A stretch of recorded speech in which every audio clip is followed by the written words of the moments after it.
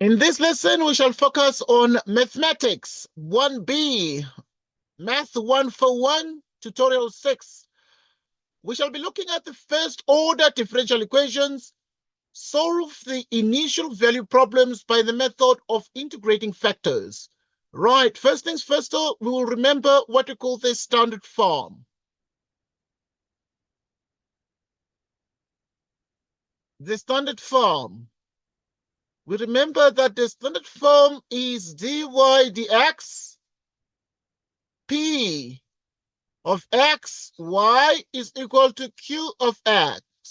So for us to be in a position to use the method of integrating factors, we must actually make sure that the problem is written first and foremost in standard form. And therefore, if we have x dy dx, which is x, a trigonometric sign of ln x, x bigger than 0,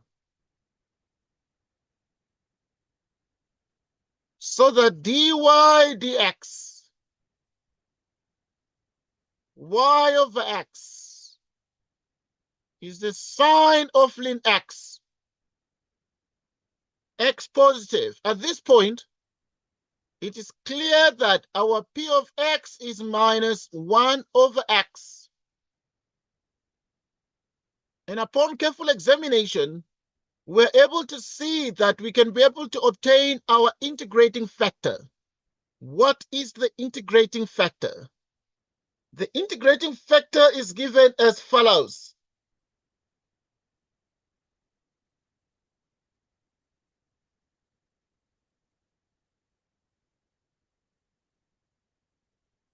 It is mu of x, which is e to the power p of x dx.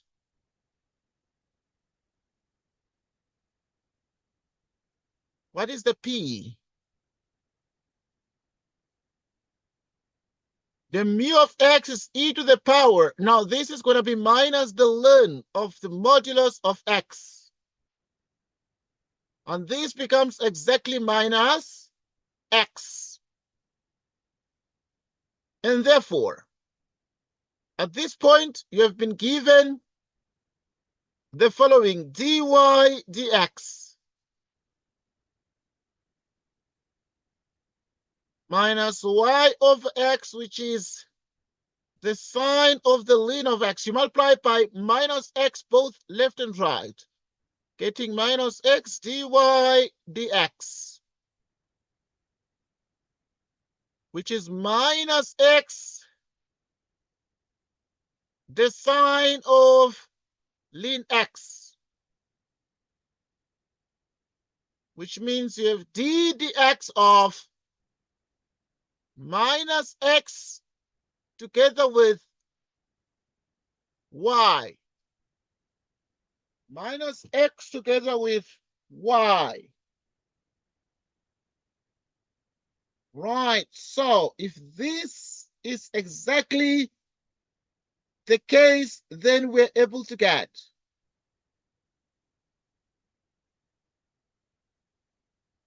okay, so this one must be exactly 1 over x. It must be exactly 1 out of x. Right, so the minus 1 becomes a numerator, giving us 1 out of x. So this is going to be plus y out of x squared. And so if you have this equation, you multiply by 1 out of x, you'd have that. So this is going to be exactly the minus y over x squared. And this will be actually 1 over x. So you're multiplying through by 1 over x, multiplying these, that, and that by the 1 over x. Why is it 1 over x? Because the minus 1 sits on the x, making it 1 over x there. And therefore, what then you're able to achieve at this point is therefore that you would have therefore d dx of y over x, which is 1 over x, the sine of ln x. Meaning d is 1 over x, the sine of ln x dx. So then you have the integral of dy over x, which is the integral of 1 over x, the sine of ln x dx. And so now if you integrate this, what does it become? So this implies that if you integrate this one, it becomes just y over x equals, if you let u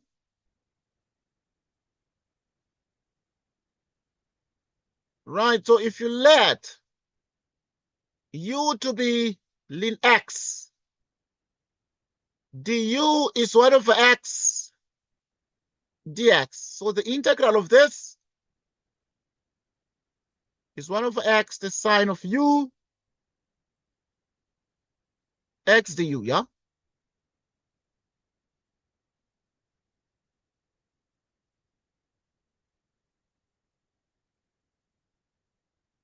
So now you're able to get this.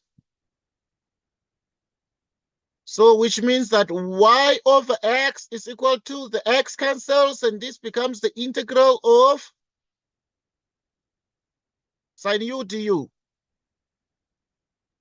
which is minus cosine u plus c. Minus y over x cosine u plus c. So 1 over x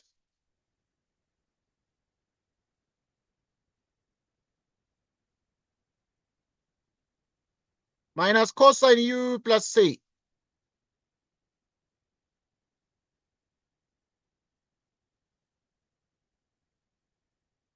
Y is 2, x is 1. Ah, okay. But first, what is the u?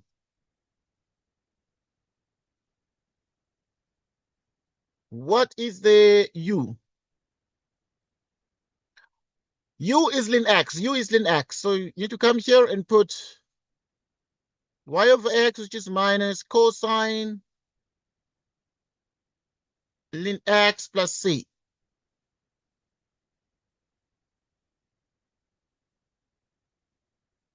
Y of 1 is 2, which is 2 over 1 is minus cosine of the ln of 1 plus c.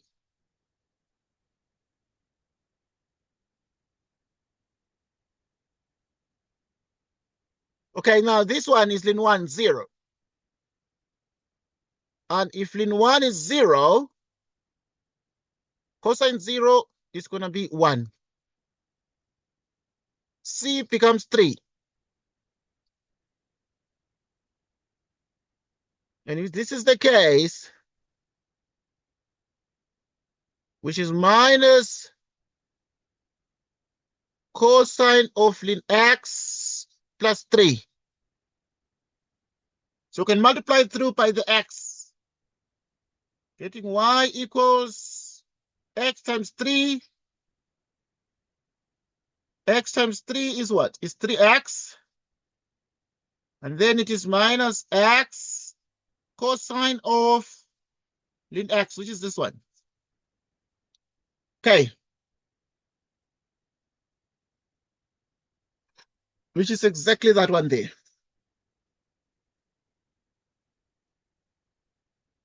Which is exactly that one there. This is where we started. This is where we started off. But first, if we're to use the method of integrating factors, we must make sure that the actual differential equation is written in standard form. What does the standard form mean? It means that it must be of the form dy dx plus p of xy equals q of x. And we write x dy dx minus y, x sine of ln x positive, We divide through by x, which is positive, of course, presenting no problem because it's not going to be 0. So we divide by a non-zero number. And because division by 0 is often problematic. And this gives us exactly the minus y over x, meaning the p of x is minus 1 over x. At this point, then you multiply it through by, if the p of x is minus 1 over x, we came here and we said mu of x, it becomes the integrating factor. Mu of x is the integrating factor, which is the integral e to the power, the integral of p of x dx. But p of x is minus 1 over x dx, and therefore this is minus ln x, and this is 1 over x. And we multiply it through by 1 over x, both left and right here. And when we do that, 1 over x, and we multiply it by 1 over x, we multiply it by 1 over x. 1 over x. That, right, we're able to see that is 1 over x dy dx, and this one is going to be minus y over x squared, and we have 1 over x, the sign of ln x. Always, we can just say that this is y times the integrating factor. The integrating factor is 1 over x and just multiply it by y. And this is able to sort of give us a contracted version, a reduced presentation of this form to a contracted version, but a very compact one. And the right-hand side remains the same, 1 over x, the sign of the natural log of x.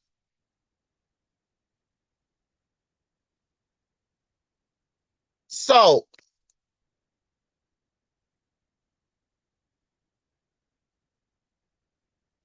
the derivative of this therefore becomes that, which is dy over x, which is 1 over x, the sine of ln x dx. So now at this point, if you have dy over x equals 1 over x, the sine of ln x dx, you really can imagine having cross multiplied there. At this point, you went to this part and you said the integral of d of y over x is equal to the integral of 1 over x. So we integrate both sides of this equation here and we wrote it there. But if we integrate the d of y over x is y over x, and then we integrate also the 1 over x, the sign of the ln. But the ln, x is u, the derivative is 1 over x dx, and meaning that we're going to have exactly that. Okay. Now, if you look at the fact that dx is what? Dx is x du, and the x cancels. When the x cancels, this blue part becomes here, or it's moved to this point, which is y over x, the integral of the sine u du. And therefore, this is the integral of sine u, which is minus cosine u plus c. Obviously, this one is still y over x there. So if y over x equals to minus cosine u, because the integral of the sine of u is the negative of the cosine u plus c. And then now we need to remember what u was, because the problem was a function of x. So we have u is the ln x. U is the ln x. So y at 1 is 2, which means y is 2 and x is 1. We have ln 1 is 0, cosine 0, it's 1 with the negative. So it's going to be negative 1 plus c, c becoming 3. And if you put c equals 3 here, it's going to be y over x minus the cosine of ln x plus 3. And therefore multiply it through by the x, which is y equals 3x minus x cosine of ln x.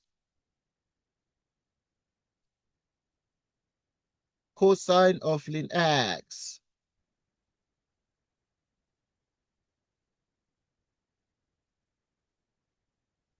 Cosine of ln x. So y is therefore 3x minus x cosine of ln x. Any question? I believe that this is very clear, and then we move on to the next problem on the TAT 6, and TAT 6 is about method of integrating factors.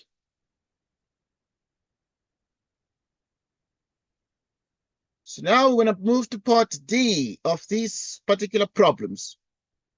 Now, problem D is very easy, tutorial 6, and let us solve this particular one here. So now what we're going to do here, we have the hyperbolic tan. dy dx plus y equals the cosh squared. And then what this becomes now is the following. You can divide through by the hyperbolic tangents. When you do that, it's going to be exactly dy dx plus y over the hyperbolic tangent of x, which is the cosh squared that.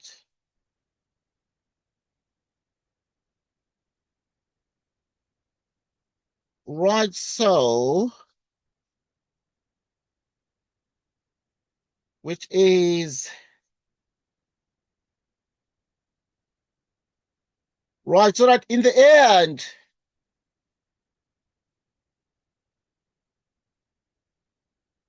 you have this one. So yeah, is going to reciprocate. So if you divide by this, it's going to be exactly, it's going to flip around, giving us exactly the cosh of x over the hyperbolic sine of x.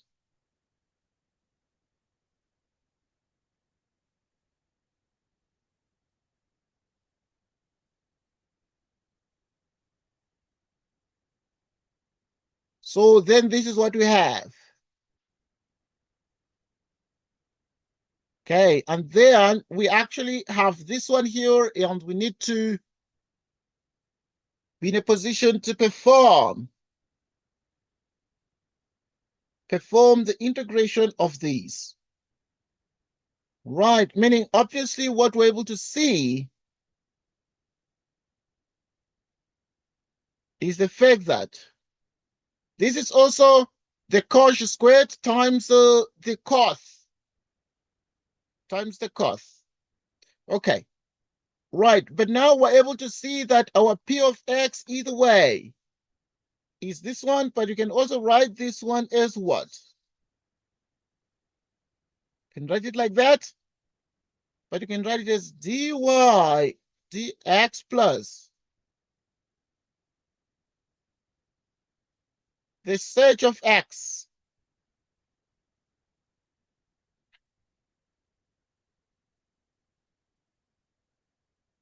which is the cosh cubed.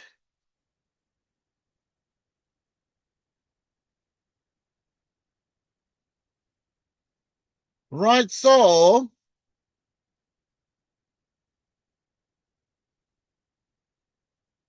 okay. Now we have this here. But clearly at this point, it is clear that if you write it in standard form, dy dx plus p of x y, which is q of x, and this is the standard form.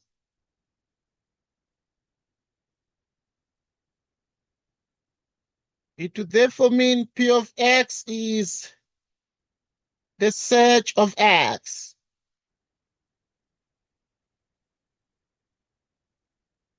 Which is e to the integral of p of x dx, which is e to the integral of the sec of x dx.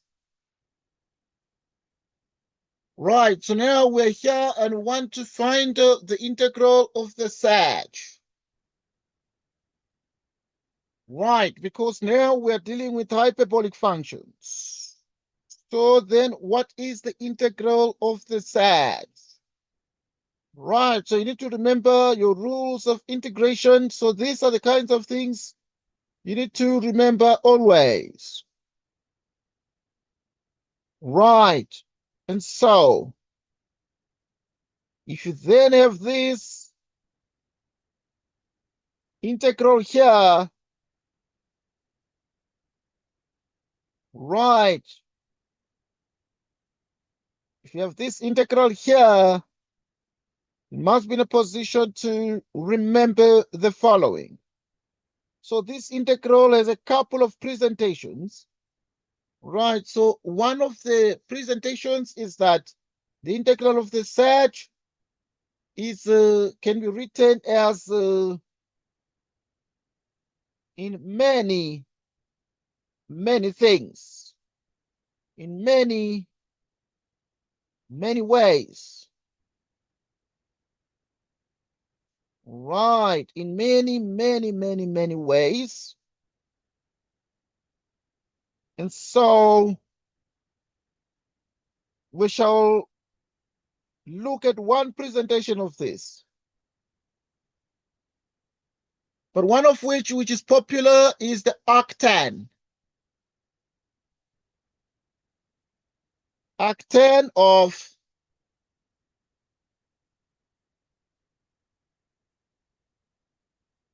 it is the arctan that is very popular. Let's take a look at that.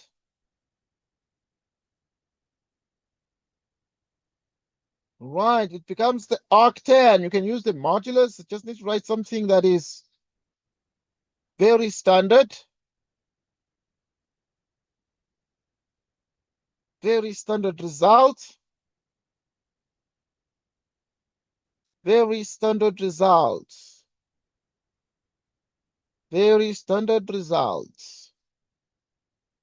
Very popular is that it is the arctangent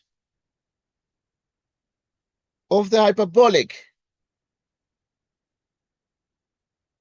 sine of x.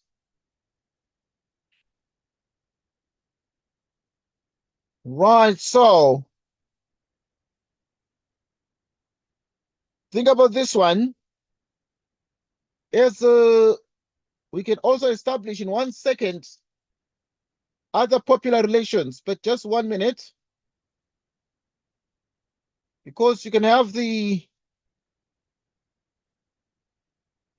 other relations of this.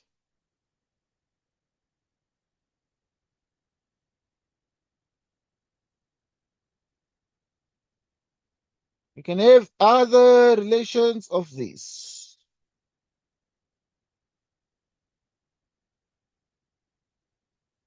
Right, just 1 second. I want to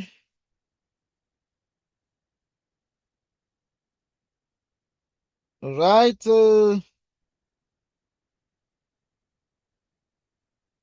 want to give some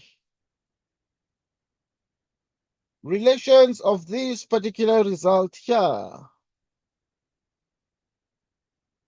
Of the integral. Okay, so yeah, but there's an E there at the bottom.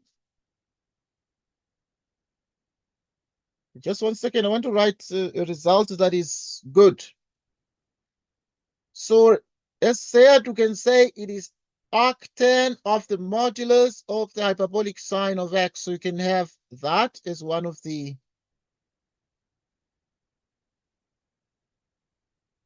formulas you can write for it for the such. But there are several other formulas that need to be written also.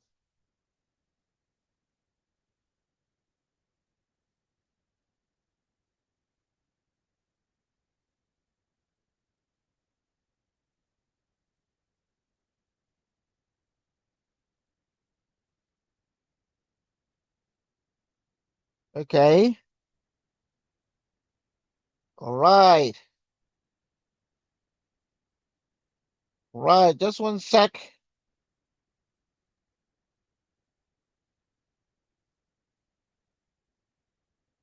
Just 1 sec. I'll be with you just now.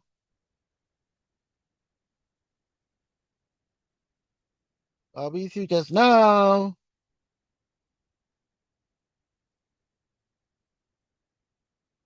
Right. I'll be with you just now. Just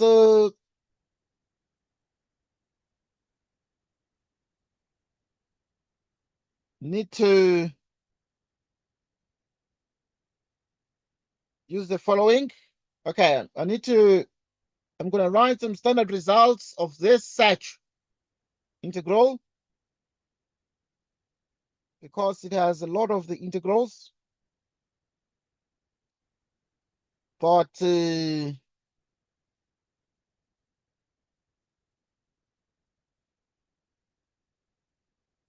have the following.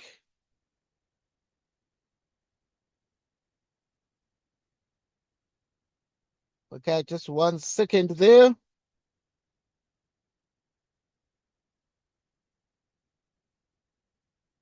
Just 1 second.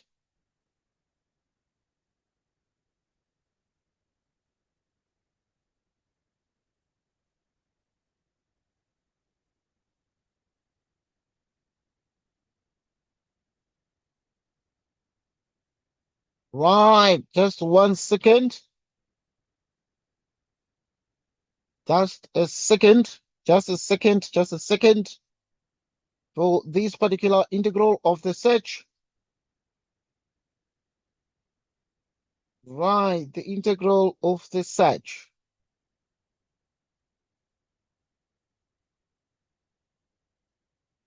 The integral of the search.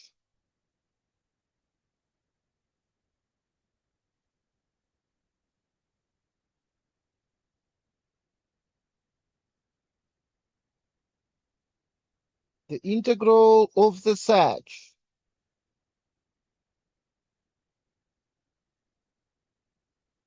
Okay, suppose we accept this because that is what is very popular, but yeah, there are just many formulas. Okay, let's just accept that.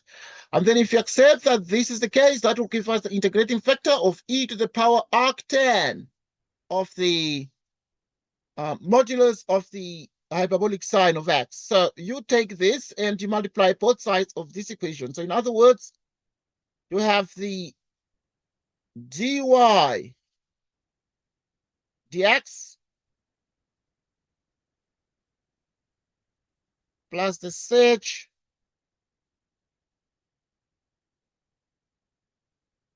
of xy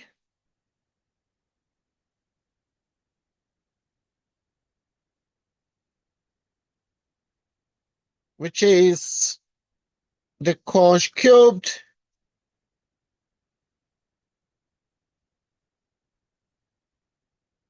of x. Then you multiply by e to the power this. So you can use e to the power arctan of the modulus of the hyperbolic sine of x. That is what is popular. But once again, this might have many other formulas. Plus the e to the arctan of the modulus of the sine of x multiplied by the sec.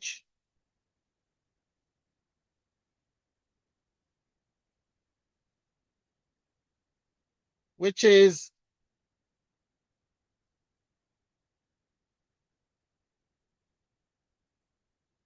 okay.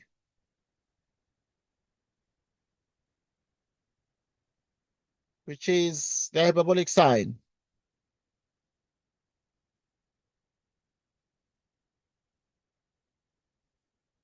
Okay, so as usual, like we said already, to do this, you take the dx of the integrating factor times y of y times the integrating factor. The integrating factor is e to the arctan of this. And this is actually the same as e to the arctan of the sine, hyperbolic sine like this, times the cos cubed of x divided by the hyperbolic sine of x like this. Okay. So now what then exactly is this here? What then is this?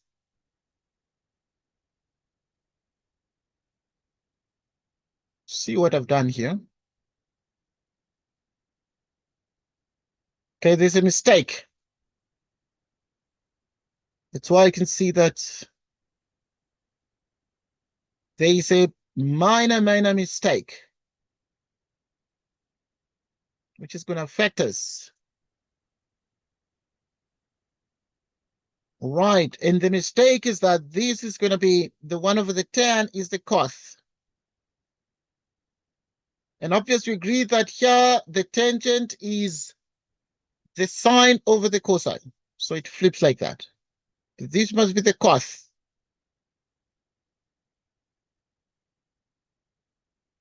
So then if it is the cos, it's going to be much easier, because now the P is the cos.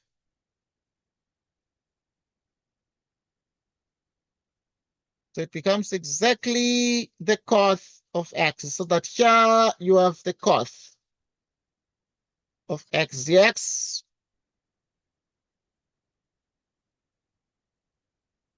And when you get to this point, you need to remember your integrals. And remember the integral of the cos. The integral of the cos is the ln of the hyperbolic sine.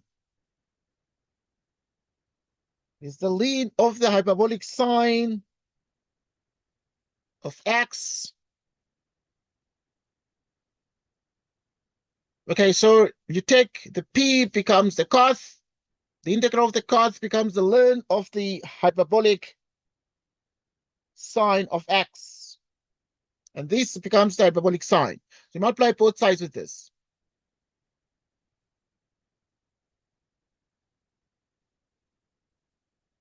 So in the end, then this will become the cos.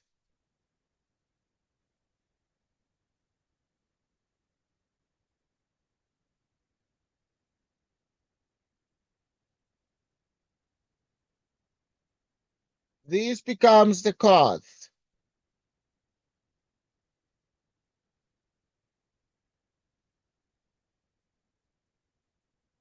So this becomes the cos of x. If you have the cos of x, then you multiply it through by the hyperbolic sine, which is the integrating factor. So you're going to multiply here by the hyperbolic sine of x, dy dx, and then you also multiply by the hyperbolic sine of x. The cos, what is the cos? The cos is the cos of x over the hyperbolic sine of x, y, which equals the cos cubed over this. Now, at this point, it is clear that this is much easier and simpler. The hyperbolic sine of x, dy dx, the cos of xy. Okay, we said obviously also multiply through by this hyperbolic sine, and then multiply by the hyperbolic sine also here. Hyperbolic sine cancels out here, giving us the cos cubed of x. D dx of the following.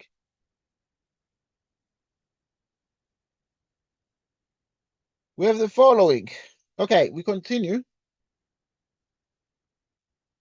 Right.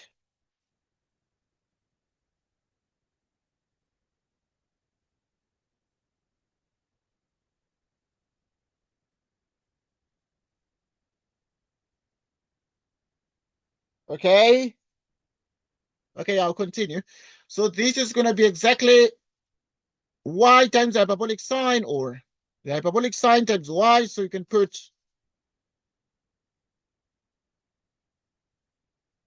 y times the hyperbolic sine of x, which equals the cos, which equals exactly the cos cubed of x.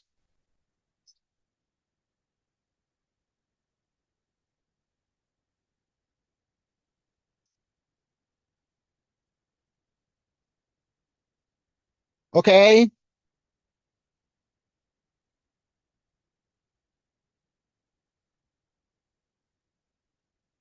Okay.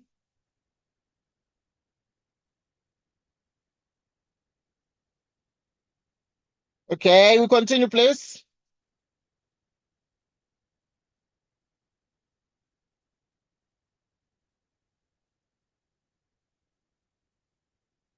Okay. Right, at this point, we get to this, and then we can just cross multiply.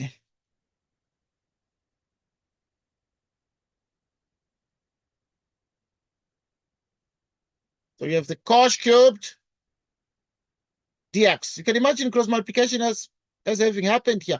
You integrate both sides. You have d of the y, the sine of x, the integral of the cosh cubed, the dx. So now at this point,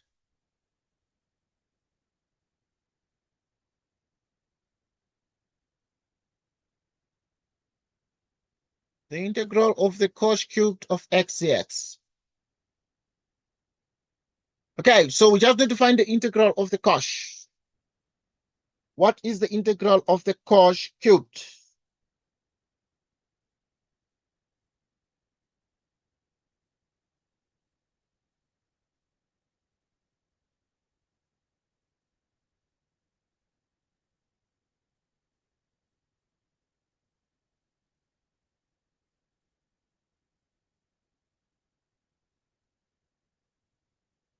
Okay, let us deal with the integral of the cosh cubed. To find the integral of the cosh cubed, we need to do the following. So if we have y, the hyperbolic sign, the cosh cubed, you can write it as cosh squared times the cosh. Cosh squared times the cosh. But you remember that whenever we have cosh squared x minus the hyperbolic sign squared is 1. Cosh squared x is 1 plus the hyperbolic sign.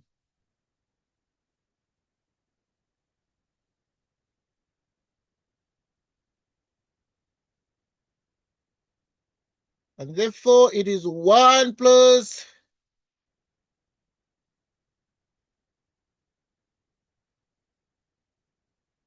so this is what we have. And therefore, let's start here. This one, so it's going to be y, the sine of x, which equals, you perform distribution to the cosh of x dx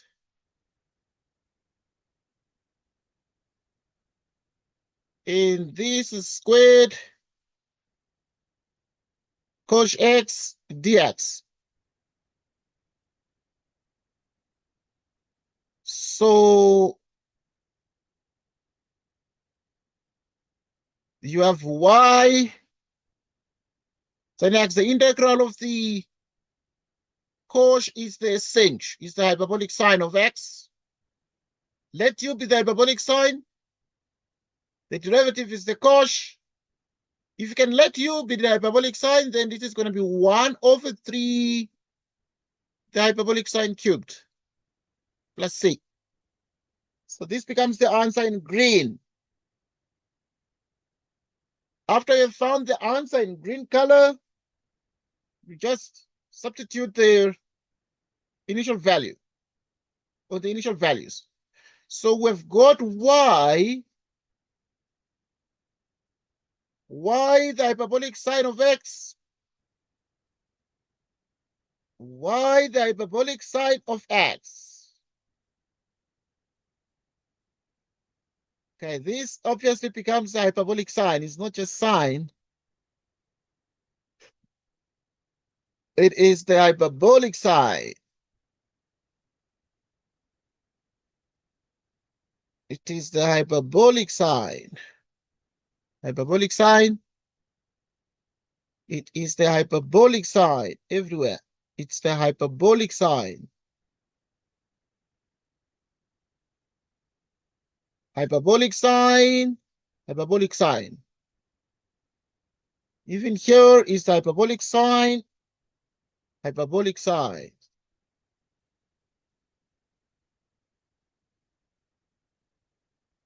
Which is the hyperbolic sine, hyperbolic sine. Hyperbolic sine everywhere, etc. Even here, it's hyperbolic sine here, so that you have the green, which is the hyperbolic sine here.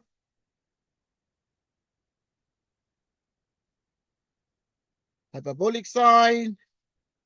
So y times the hyperbolic sine of x is equal to hyperbolic sine of x plus 1/3 the hyperbolic sine cubed plus c. Now we want to use this initial value. Y of ln 2 is 1, which means y is 1. Hyperbolic sine of ln 2. X is ln 2. This means x is ln 2. This means y is 1. Y is 1, x is ln 2. Ln 2, 1/3.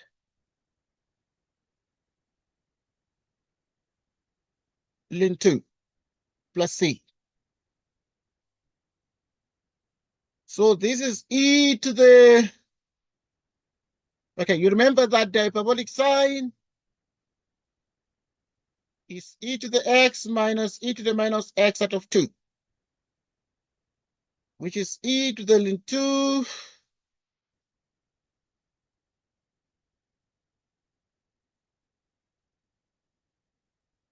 okay.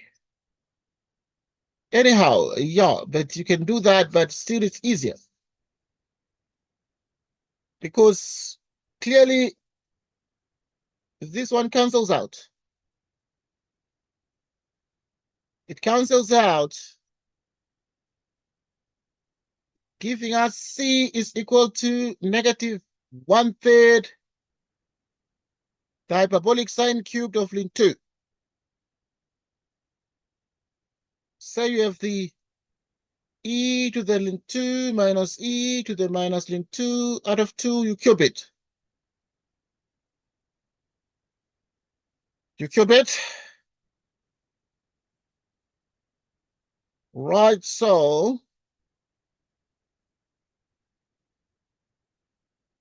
minus 1/3. 2 minus 1/2 out of 2, you raise it to 3.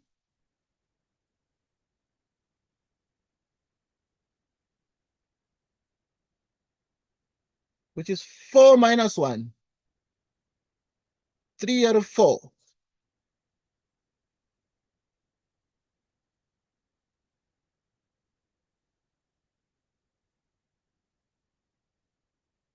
Three cubed out of 4 cubed. So these 3 cancels, giving us minus 3 squared out of 4 cubed. C, it's going to be a minus 9 out of 64. You can see the 9 out of 64 there. So which means this is correct. But you're going to plug it into into that. So let us see what we're able to achieve out of this. So which means that we have y, the hyperbolic sine of x is the hyperbolic sine of x plus 1/3 plus c.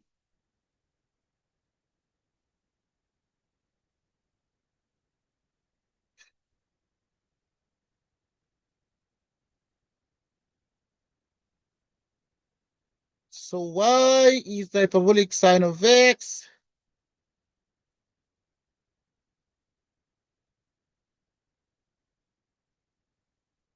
What is the x?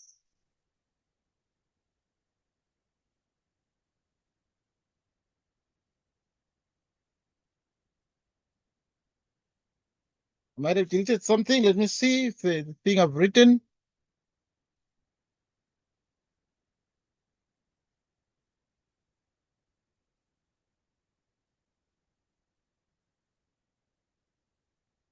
Okay. I think something happened and I pressed the delete. All right. Okay. But now what I'd written, because I can't see it anymore, but what I'd written was the following. We wrote C equals, okay, first here we wrote minus 1/3 to 1/2 out of 2, which is 3 out of 4. But we said you cube because of the sign cubed, and then you cube. So C is minus 1 out of 3, this one.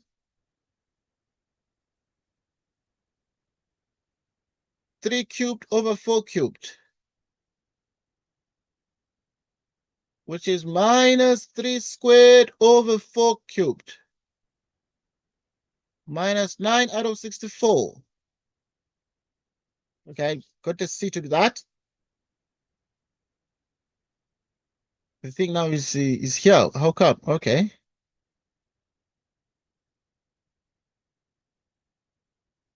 Something somehow got placed here.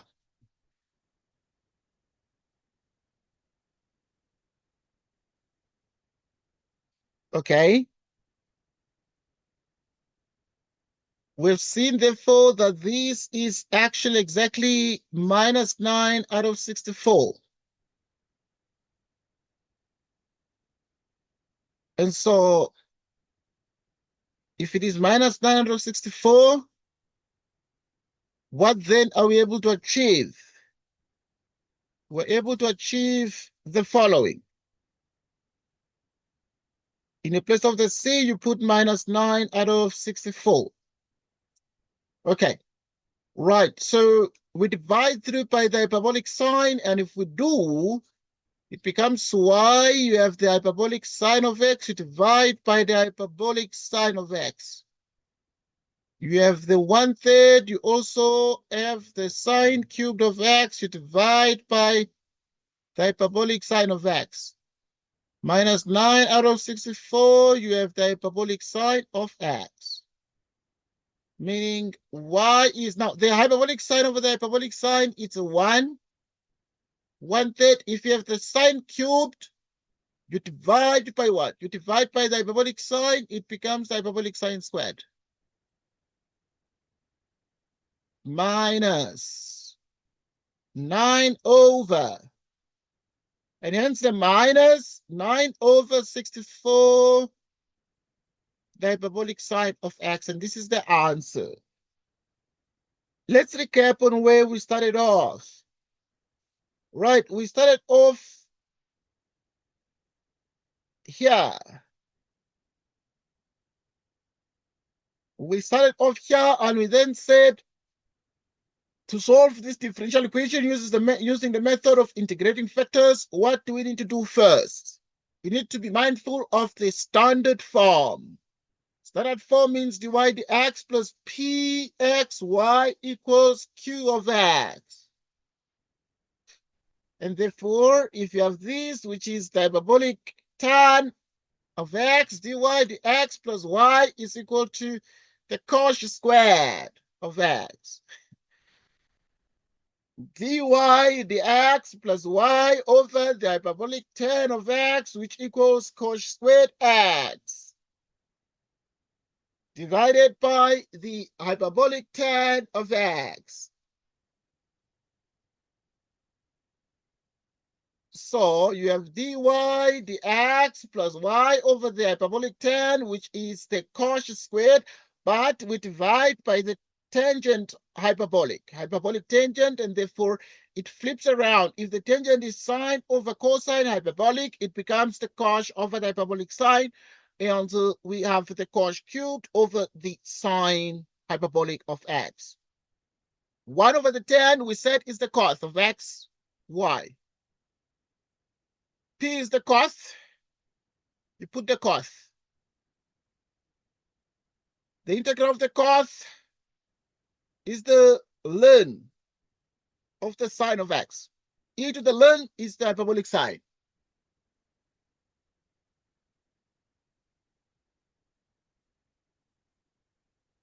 So that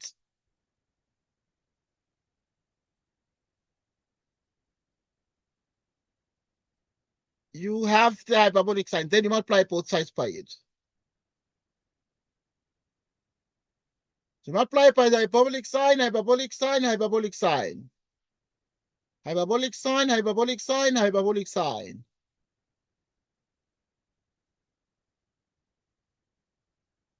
But the cos is cos over the hyperbolic sine. So the hyperbolic sine cancels and you have the hyperbolic sine of dy dx plus the cos of xy, which equals the sine hyperbolic cancels.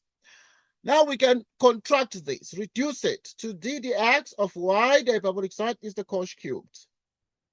So we can write it like so, and then we integrate both sides. If we integrate both sides, we looked at what the integral of the cos cubed is. We realize that we can break it down to the cos squared and the cos. But the cos squared, we said we know that cos squared minus hyperbolic sine squared is 1, so that cos squared is 1 plus hyperbolic sine squared. So wherever there is cos squared, we can put 1 plus hyperbolic sine.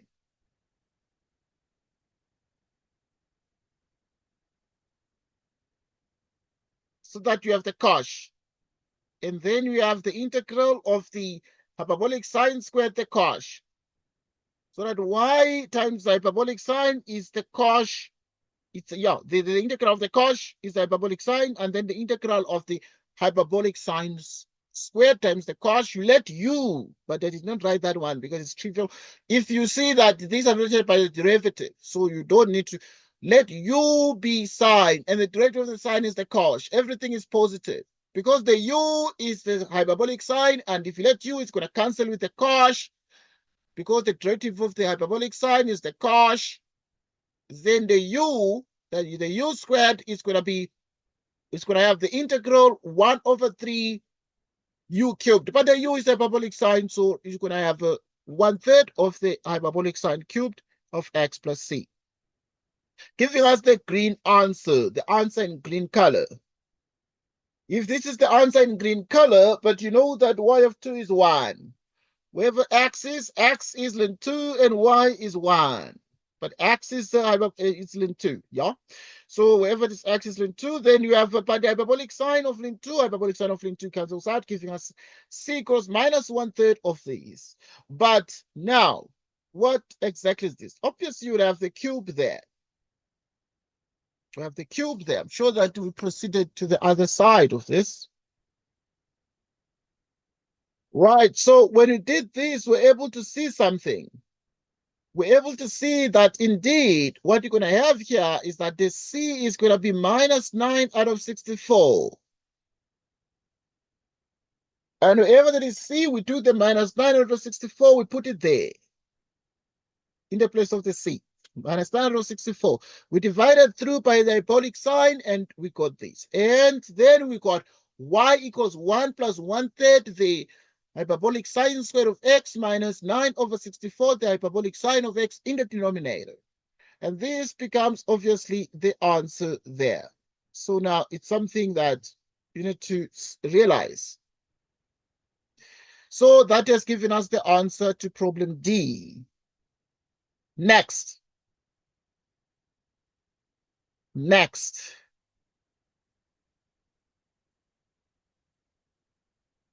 Next.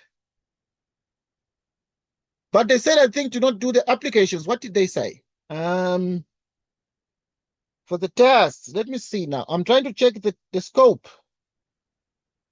The demarcation for the test.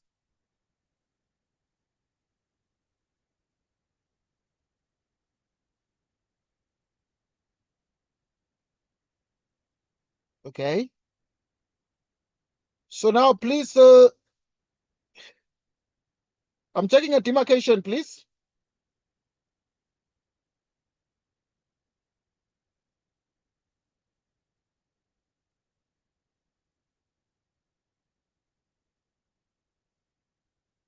Okay, yeah, I think this one's they said you must not do for the test. I'm thinking.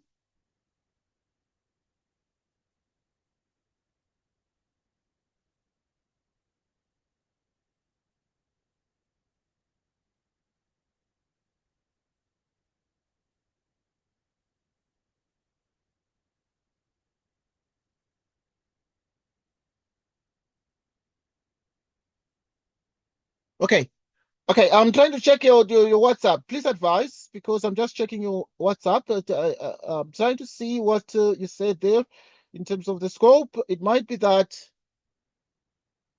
it is part of what you need to learn or not. Let's see. Let's see. Okay, you must do the first order differential equation, separation of variables, and integrating factor. Leave out applications. So you need to leave out the applications. Then after this, you must do the infinite series, geometric series, Maclaurin series, Taylor polynomials, Maclaurin, Taylor series, power series, differentiating, and so on. No binomial series are going to be there. But yeah, so this is the scope. Okay, let us look at the scope because I need to make sure that we're on the same page with the scope.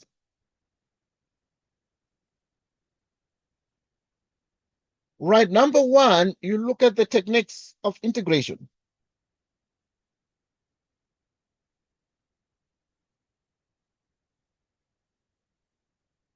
Techniques of integration. Two, improper integrals.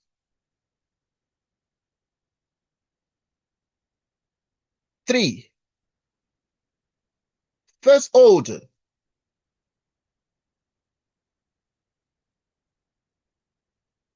Differential equations.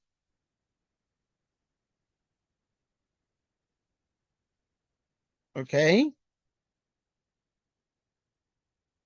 And then this one is the what? Is the scope or it is the demarcation? Four, you have the infinite series.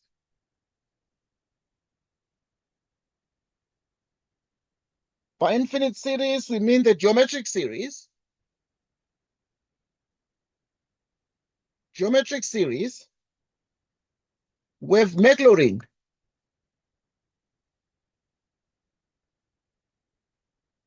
Maclaurin series, we have the Taylor polynomials.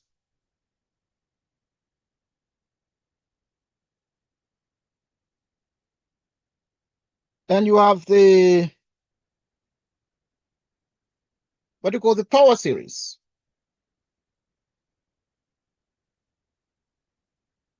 And then you have the,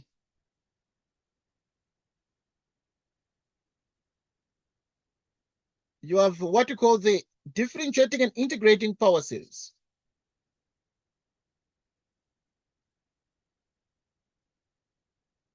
Right, it's a continuation of four differentiating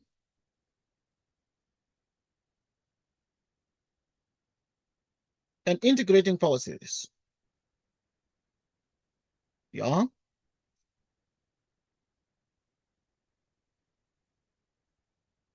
Five. Okay, yeah, these are four things you need to know. Okay, right.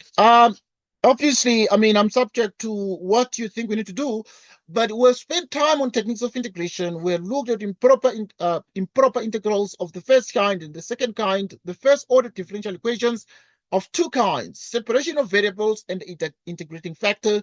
And then now it remains for us to look at the infinite series, the geometric series, because here, when it came to the first order differential, they said leave out applications.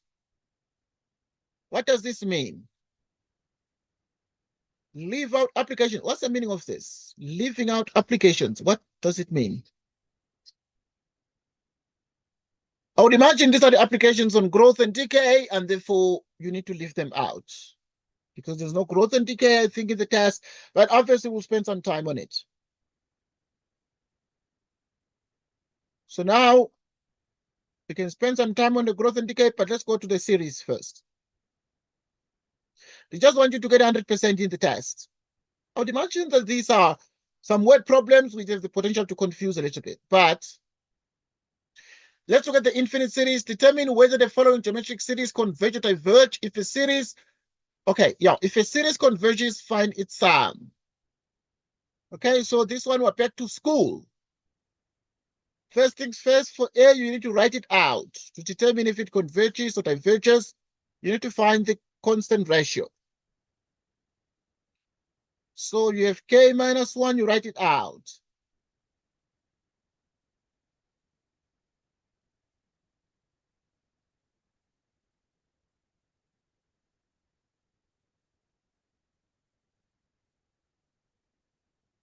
Okay.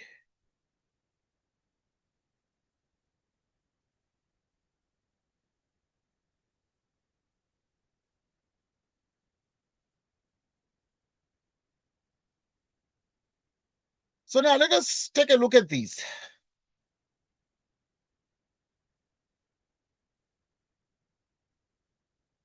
So at this point, you need the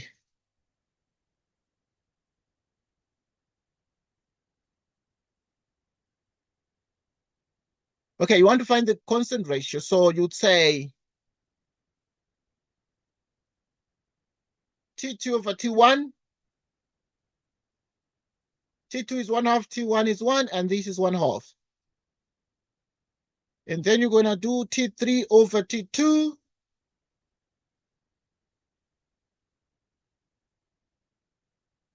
So T3 is 1/8 divided by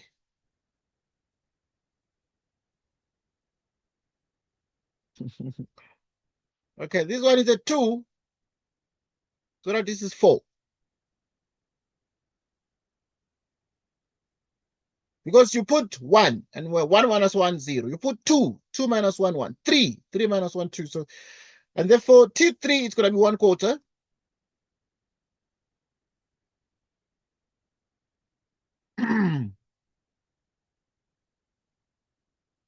Which is 1/2. So the infinite series is 1 over 1 minus r. The first term is 1. The constant ratio is 1/2. First term is 1. The constant ratio is 1/2. 1 minus 1/2 is 1/2. And therefore this is 2. So indeed, the sum is 2. But the constant ratio, 1/2 is smaller than 1. Determine whether the following series converge or diverge. This one means that it converges. It means that it converges because the constant ratio is smaller than 1. Think about it. Next. Oh, they are geometric series. So this one's 35 marks the test is going to be out of. So I would imagine it's not going to be very long, but 1 hour. So yeah, very easy stuff. So it's going to be these kinds of things, but let us practice with B. B is an infinite series. All these are like geometric by and large. Okay, let's do B. So you have this one, n equals 0 minus 5 out of 4 to the nth power.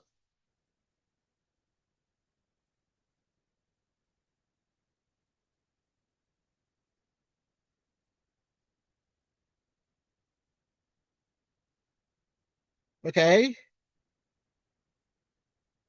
Minus 5 out of 4 to the 1. Minus 5 out of 4. Okay, you start from 0 to infinity. So 0, 1, 2. Now let us stop there. So this one is going to be minus 5 out of 4. And this one is going to be plus 5 squared is 25 out of 16. And so on. T2 out of T1, what is T2? Minus 5 out of 4. If you divide by T1, which is 1, which is minus 5 out of 4. T3 out of T2. 25 out of 16 divided by minus 5 out of 4. 5 and 4 divide, and you have minus 5 out of 4. So, and this means the constant ratio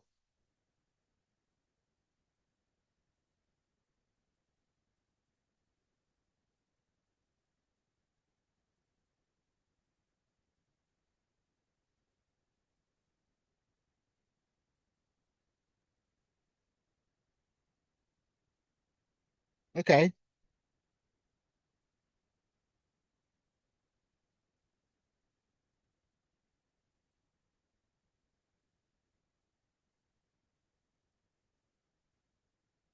so which is 1 minus r,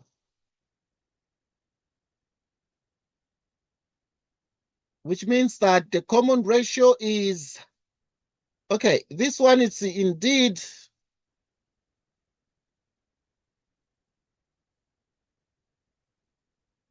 okay. This is the common ratio. But now the first term is 1. The common ratio is minus 5 out of 4, like this. But look,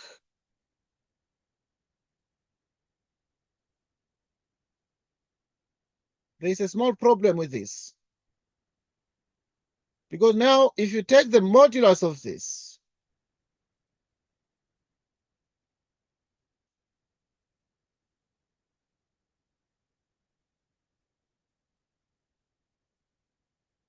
which is 5 out of 4,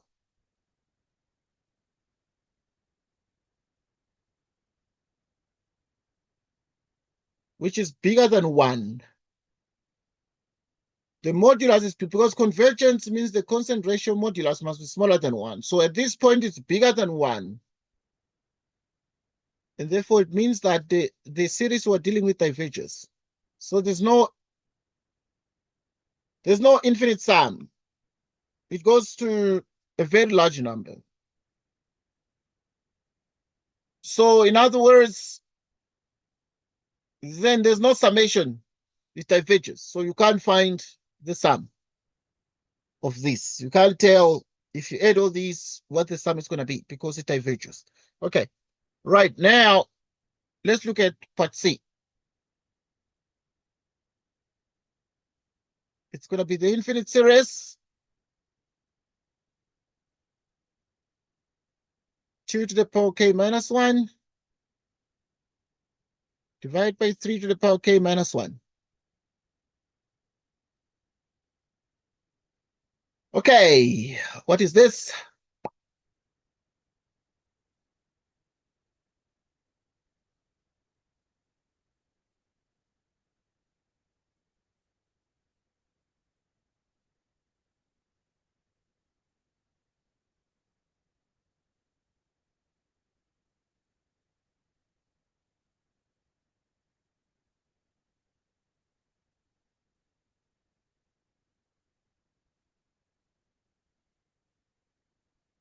Okay. So this one is, you need to break it up. You need to break it down into 2 pieces. You can still do without, but it's easier because you are summing these to infinity. So you can write 2 out of 3 to the power k minus 1.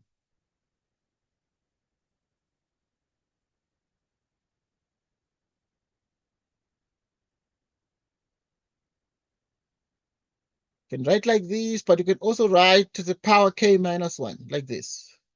So we're going to deal with this and deal with this. But both of these converge. The common ratio is 2/3 here. It is 1/3 here. Right. So let us deal with this. So this one would have common ratio. Let us write out some things here. Just write out some steps like you would write in a test. So in general, you would have k equals 1, which is to the power 0, which is 1. Equals 2. Okay, if you put 1, you get 0, making it 1. If you put 2, 2/3. If you put 3, 4 over 9, and so on. If you put 1, 1. If you put 2, then it becomes 1 over 3. If you put 3, 3 minus 1, it's a 2. Squaring this, giving us 1 out of 9.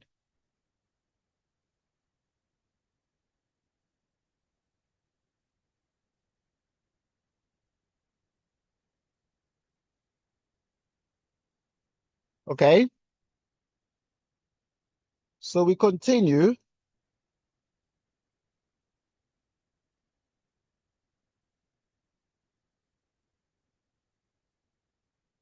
We continue.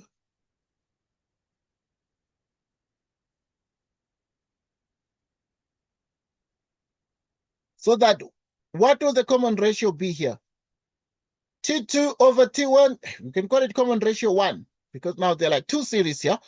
So if you divide this one by this, it's 2 over 3. If you divide this by this, it's going to be 2 over 3. So here the common ratio is 2 over 3, but it's less than 1.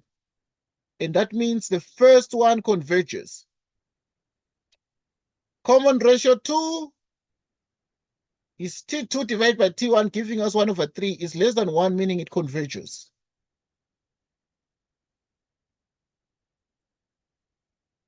Meaning it converges.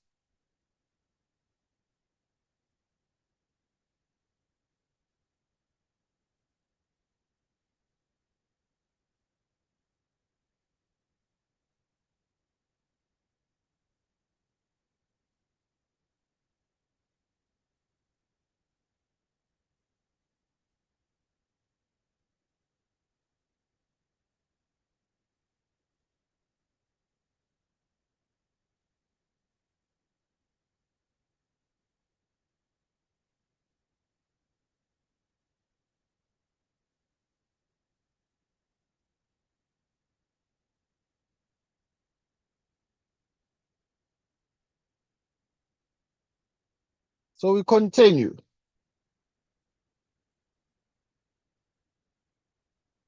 Okay, let's see. Now you have these 2 common ratios. Let us find the sum. So to find the sum, you can come here and then say this particular series here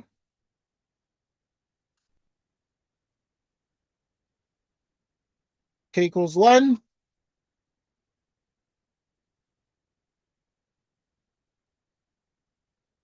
k minus 1. Okay. Right, so right.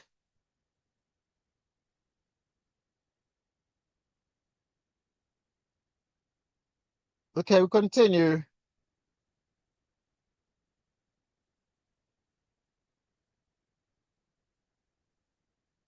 So now, in the end, it becomes the summation of this, yeah?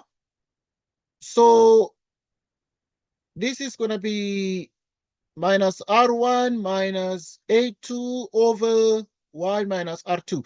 Remember, the summation to infinity is A over 1 minus R, but here they are like, you know, 2 sums.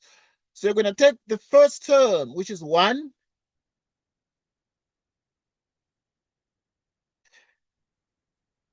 The common ratio is 2/3. Here you have also the 1.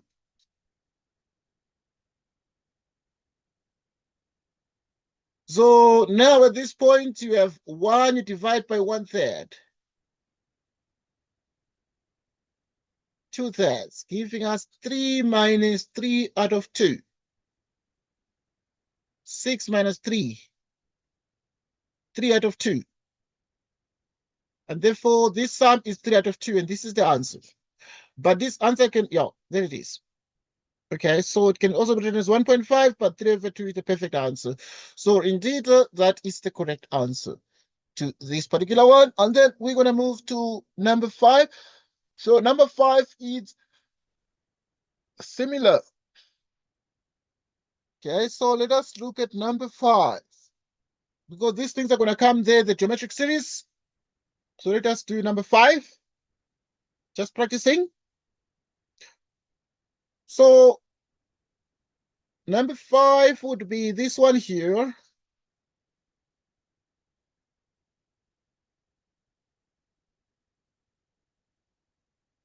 And you'd actually be in a position to get the following. 3 plus 5 to the power n.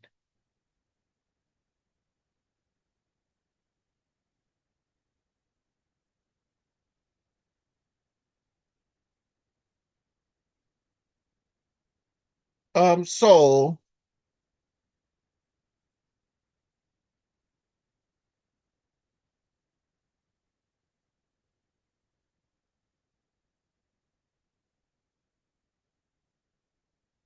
you have n equals 1,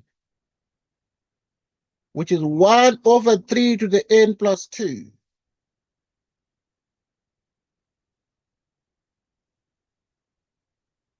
You have infinity, which is exactly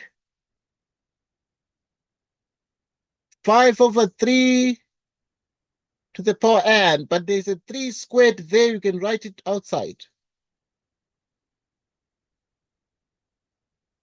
Okay, let us do this.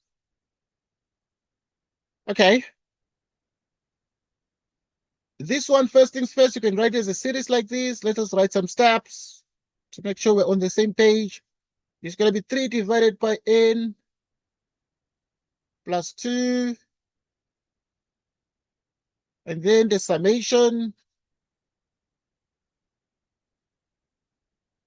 5 to the n divided by 3 to the n plus 2.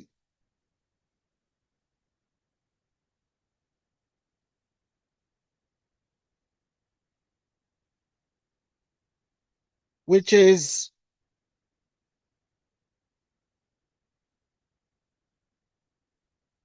1 over 3 to the power n.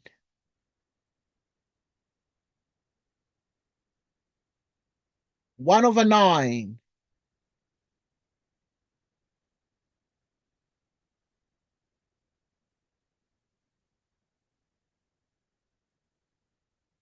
Which is 5 over 3 to the nth power. So you can write it like this, and this becomes geometric, but also this one is going to diverge because here clearly you have that the constant ratio, yeah, doesn't mean that this one is constant. So the constant ratio is going to be 1 over 3. You can just see it here. And it is smaller than 1. So the modulus of it, it's smaller than 1. And therefore, it means that the first one converges. Here, the absolute value of the constant ratio is going to be 5 out of 3. But this 5 out of 3 modulus of it, to take the modulus or the absolute value, and it is 1 point something bigger than 1, and it means that it diverges.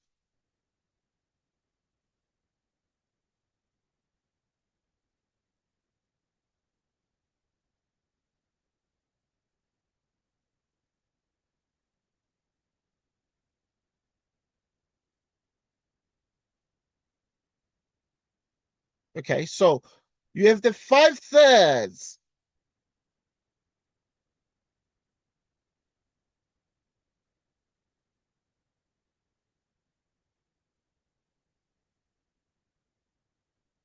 Okay, sorry, I lost you.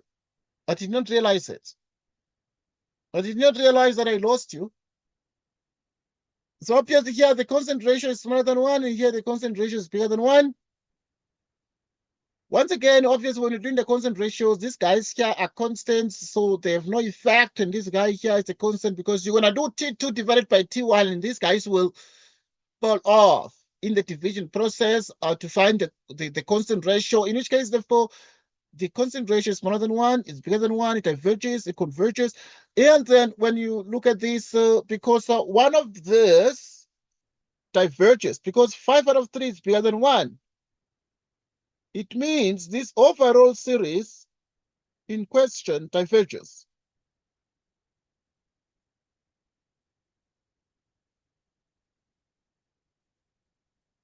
Okay, I'm wondering why you're getting disconnected. I'm wondering why you're getting disconnected.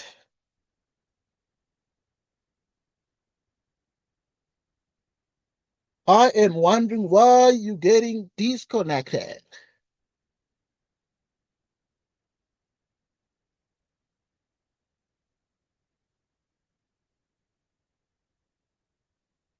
I'm wondering why you're getting disconnected.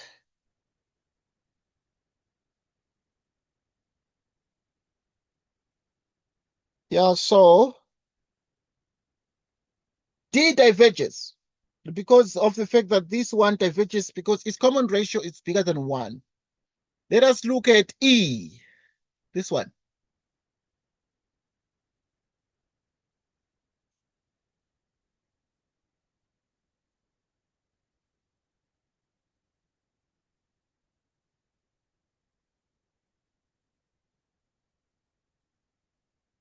So now you have E.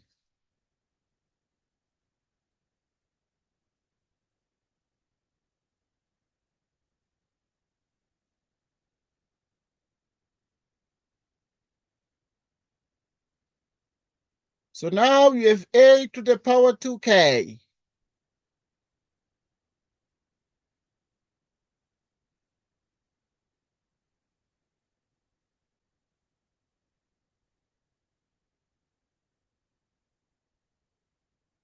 Okay.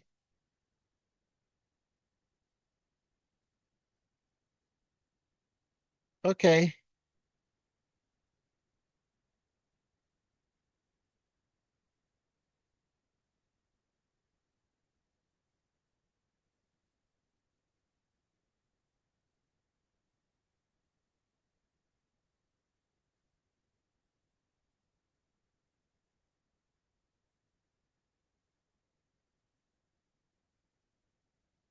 Okay, let us write out some terms here. Right, first you put K equals 2, which is minus 5, 2. 2 times 2. And then you put 3, 3, 3, 4, 4, and so on, which is 25 over A to the 4th power. Okay, you can write it as this because yeah, the numbers are going to be quite large.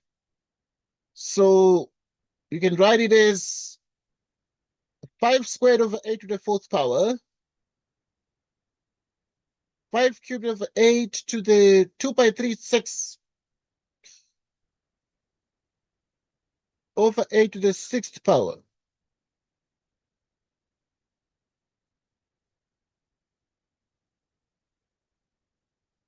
Okay.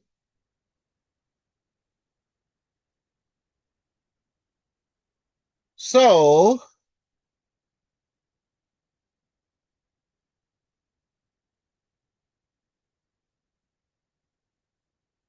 this is what we have.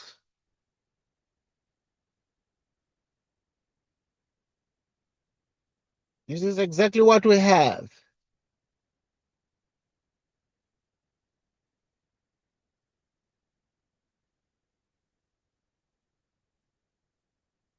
Okay.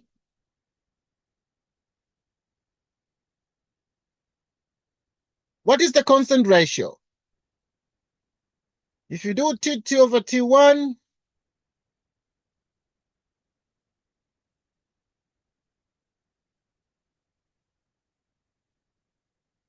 okay,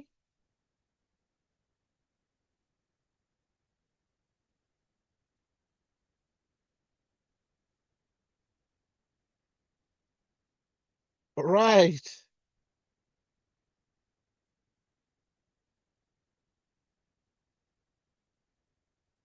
Which is minus 5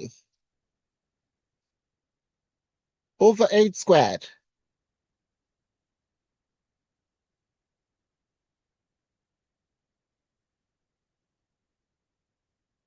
Minus 5 out of 64.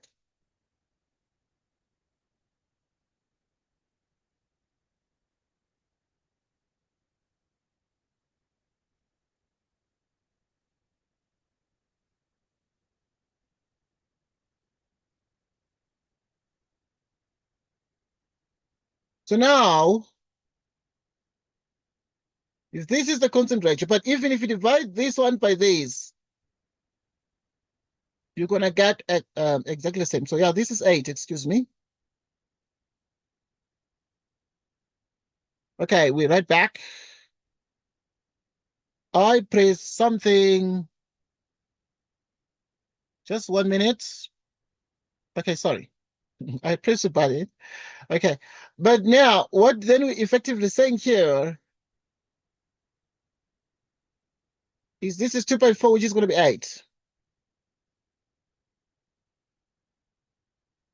The modulus of this is going to be the positive of this. It's less than 1, which means the series converges. Which means what? The series converges.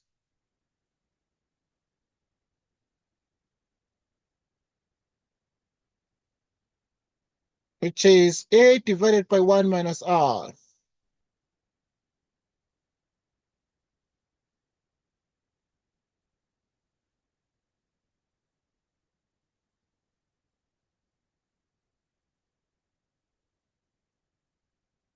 So which is A divided by 1 minus R. A, which is 5 squared over A to the 4th power divided by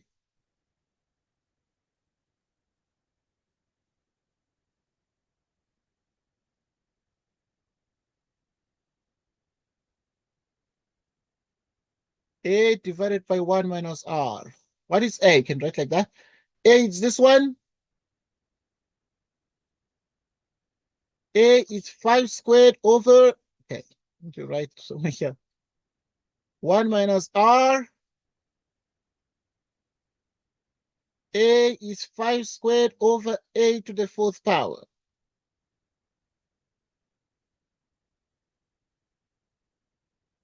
Which means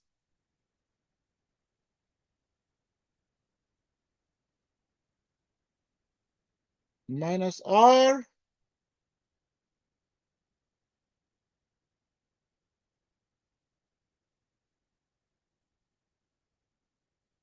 okay.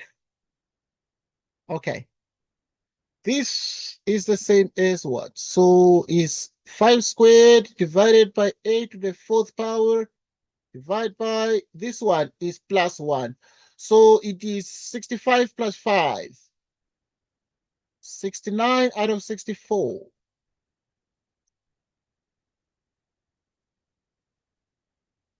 As of 64, you multiply by 64 out of 69,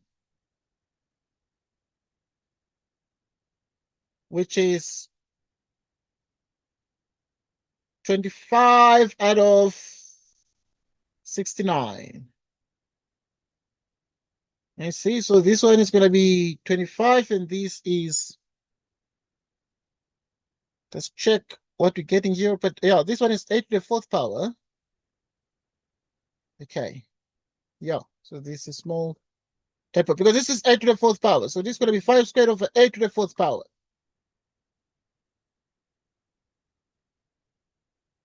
Okay, but 8 to the 4th power, you can look at it as it's going to come from the top. From here. The denominator, it's going to be 69 out of 64. You can flip it to 64 out of 69. Okay, but 64, you can write this 8 squared. 64 is 8 squared.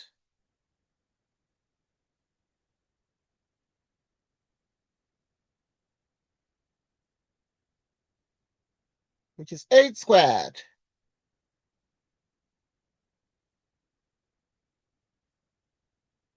Which is 25 divided by, what is 8 squared times 69? Okay, now 8 squared times 69, you must give us 4416. Let's check with the calculator. It's quite a large number. Quite a large number.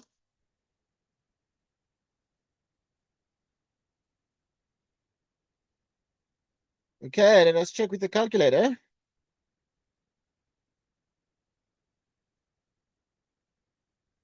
So if you have 8 squared times 69,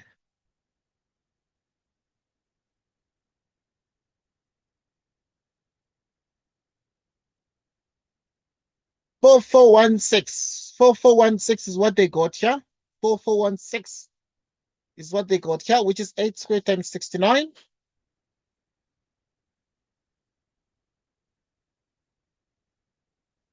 Four four one six.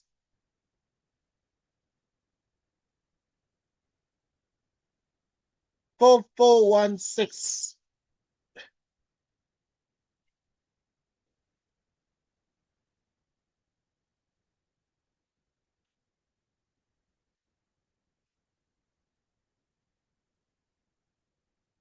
Four four one six.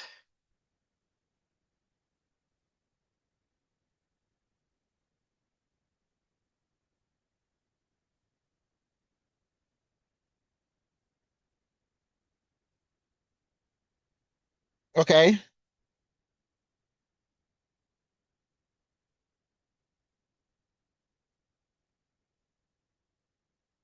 Now we continue.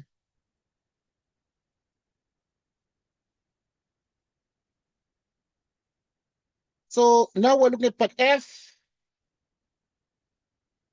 minus this, 3 out of 16, 3 out of 64. This one is an alternating series. But what would the constant ratio be? So if we're doing T2 out of T1, you divide by 1 over 3 is the same as you multiply by 1/3. T3 out of T2.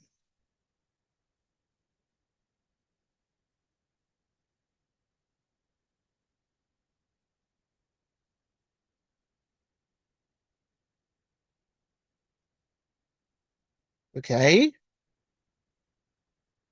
Let's see. Okay, this one is plus. So 16 over 3 out of 3 is plus, giving minus. Okay, what we're able to see that there's a constant ratio minus 1/4, but now the constant ratio, its modulus is 1/4, which is less than 1, excuse, and therefore it converges. And therefore it converges.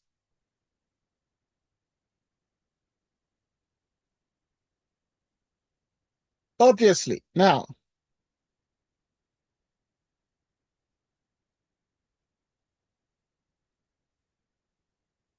what then we have here becomes the following.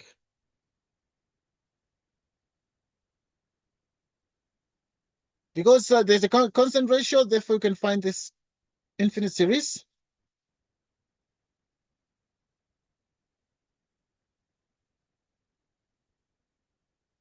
The first term is 3 divided by 1 minus the constant ratio, which is minus 1/4.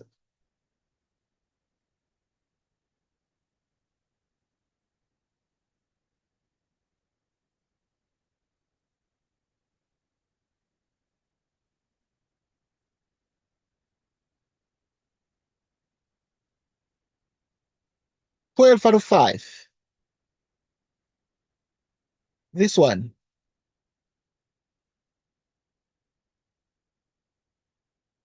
12 out of 5.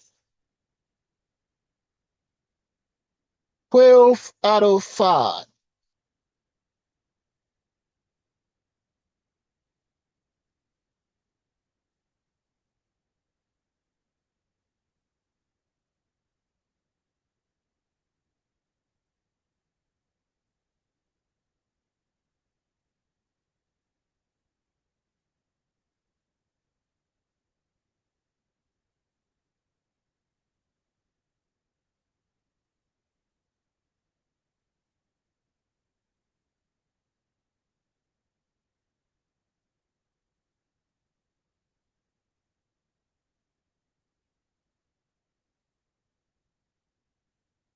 Okay. Let's move on to the other questions. That was number 6. Let's look at number 7. Use geometric series to show that this is the case. So now, obviously, geometric series are the things you need to know for the exam, and therefore, let us spend time to practice together. Let us look at what we need to do here with this particular geometric series. But to master the geometric series, we will actually be able to get the following. Okay, use geometric series to show that this is the case. Okay, so obviously this one you deal with the infinite series from k equals 0, x to the power k. You put k equals 0, you put 1, 2, 3, 4. Okay. There's alternation, so it's plus minus.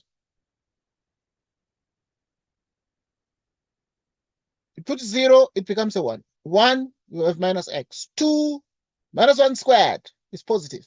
3, minus 1 cubed is negative. Minus 1 to the fourth power is positive. It's just x to the fourth power.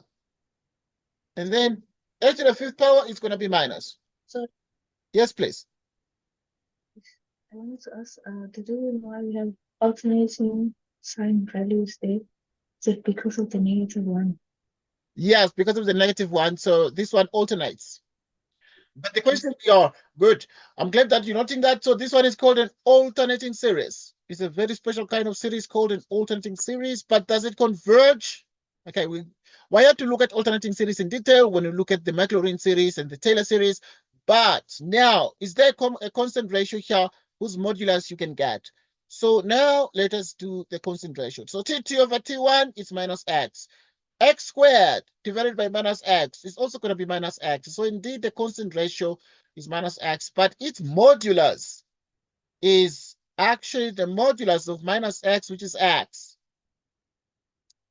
Modulus of minus x, which is the modulus of x, but the modulus of x must be smaller than 1 for convergence. So this is the case if this is the case. Okay, from this we have that the modulus of x must be smaller than 1. But modulus smaller than 1 means that, you know, minus 1 less than x, less than that. The summation to infinity. 1 minus r. What is the first term? 1. Yes, please. How do you manage to get the negative x for r? For r, okay, good. Now it's T2 over T1, T3 over out of T2. Right, so this is the r value. So obviously to get r, we first try T2 out of T1. This is term 1, this is term 2, this is term 3, this is term 4, that is term 5. So what is term 2? Term 2 is minus x. Okay, so term 2 is minus x. What is term 1? It's a 1. And it's minus x. Obviously, we can't confirm yet if it is because it's just term 2 over term 1 and then getting minus x. What about term 3 out of term 2? Okay, if you get it twice by and large, then it is the same throughout. So term 3 is going to be exactly x squared. Term 2 is minus x. Right, x squared divided by x would be minus x.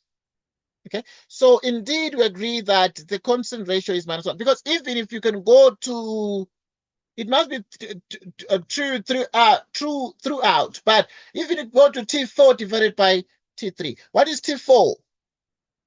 It's minus x cubed. What is T3? It's x squared, and therefore the result is what?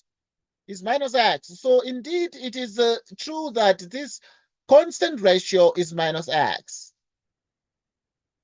Okay, because we're dealing with a geometric series, therefore there's a constant ratio. So the constant ratio is minus x, but its modulus is, for convergence, the modulus of a geometric series must be smaller than 1, which means that x lies between minus 1 and 1.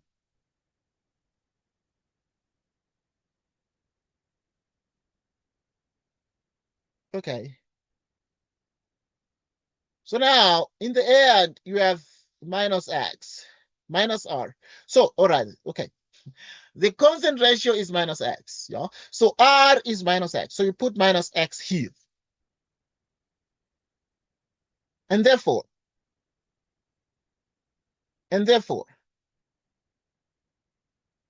the summation to infinity is 1 over 1 plus x.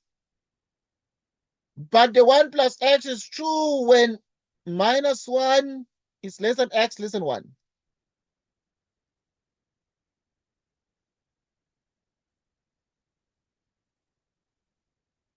Minus 1 less than x less than 1.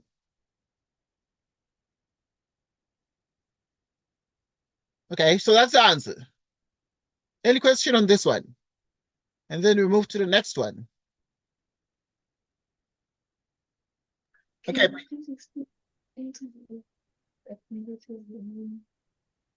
Please come again. This negative. This interval. Or this interval here. Okay, yeah, this interval is because of the fact that all the time, the formula for the geometric series says that the sum to infinity is a divided by 1 minus r. This sum for the geometric series exists if the common ratio is smaller than 1. So the formula we always learn is that it always gives that the sum to infinity s infinity is a over 1 minus r if the absolute value of r is less than 1. So we must always take here, we're going to take, because the constant ratio is minus x. So we can write like this. We can write it, we can just write it as follows. It's the same thing, but we can write like this and say it's going to be the sum to infinity, which is a divided by 1 minus r. What is a? A is the first term. 1 minus the constant ratio.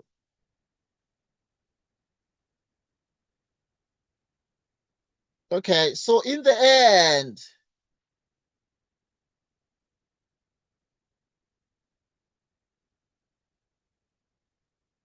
so now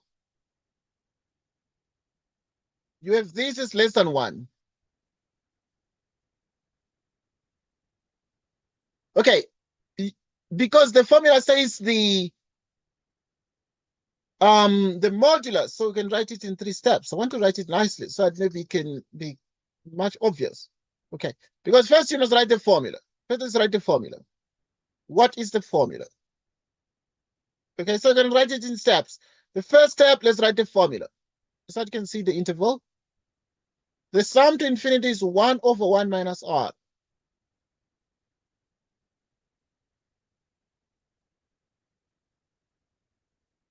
What is the first one? What is the constant ratio? And then, okay, the constant ratio is minus x. So wherever the constant ratio is, you put minus x. It must be less than 1. But also the constant ratio is minus x. Wherever the r is, which is the constant ratio, you put minus x. So that now the sum to infinity is 1 over 1 plus x. So this is going to be the modulus of x less than 1.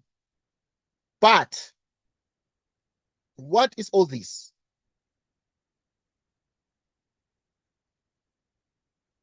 Which is 1 over 1 plus x. Minus 1 less than x less than 1. Okay. So this becomes the answer then. So because in general, if the absolute value is less than something, it means that if the absolute value of x is less than 1, it means minus 1 is less than x less than 1. You know?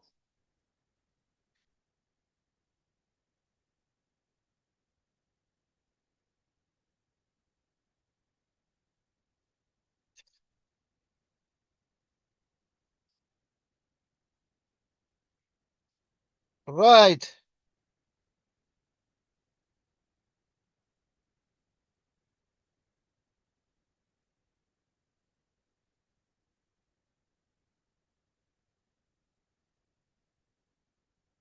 So we continue. Any question on this one?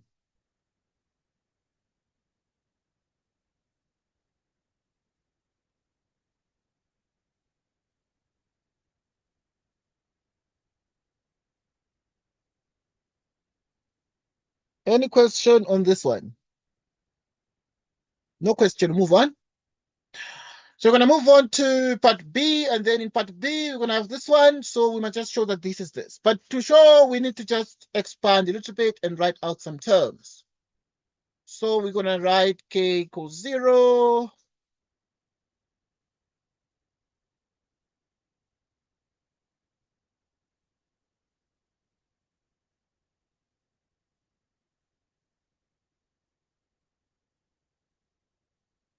So now you put 0,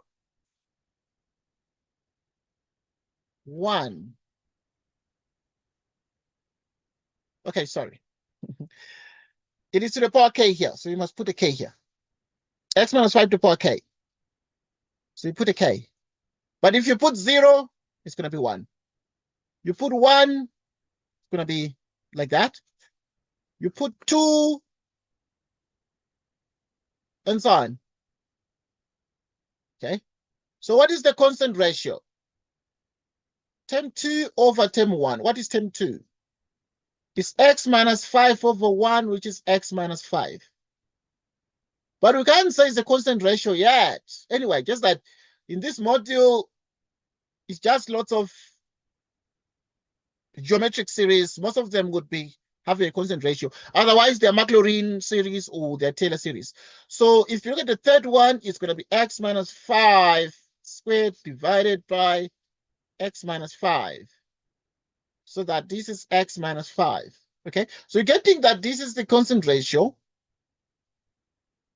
So which means, therefore, you can include, therefore, you can conclude, that the constant ratio is x minus 5. But now, for convergence, you would require that the constant ratio is modulus, which means that, so that in the end, you add 5.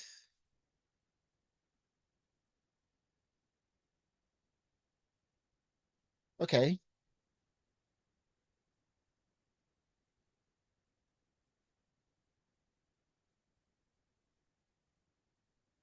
So that A is 1 divided by 1 minus. What is the constant ratio?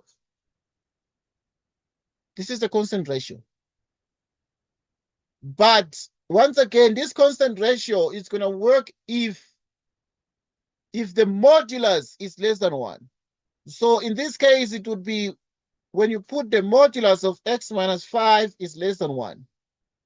So which means that this sum to infinity is 1 over. You distribute here. This is going to be minus x, but it's going to be 1 plus 5, which is going to become a 6 minus x. But when this is less than 1, then it means what? It means x. It means 4 is less than x less than 6. Which is this? So indeed, by using the summation, the infinite series formula, then the summation to infinity of the geometric series is a over 1 minus r. But we've already got the constant ratio, which is x minus 5. How did you get it? We expanded this from the sigma notation, putting k equals 0, k equals 1, and k equals 2. And we can go on k equals 3 and so on. But writing 3 terms is enough. T2 over T1 gave us x minus 5. But we can't just say T2 over T1. We must say also T3 out of T2, getting x minus 5, which means r is x minus 5. And that means the constant ratio is this. So, any question then?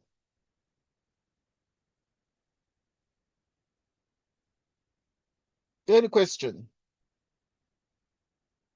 Okay, yeah, because we just had to show that it is this. You have to show that the sum is 1 over 6 minus that, 1 over 6 minus x, when x is, but when x lies between 4 and 6. Let's just do C now.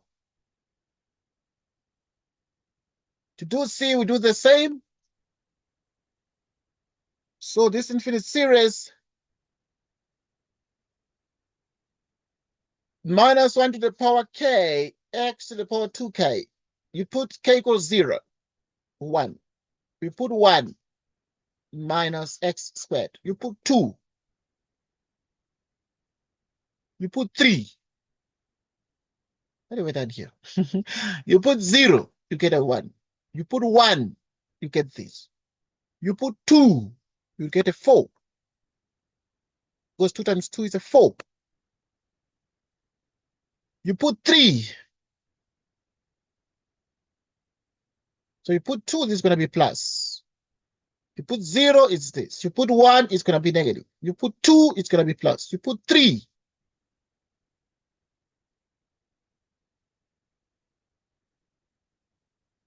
So now, which means that T2 out of T1, T2 is minus x squared over 1, which is minus x squared.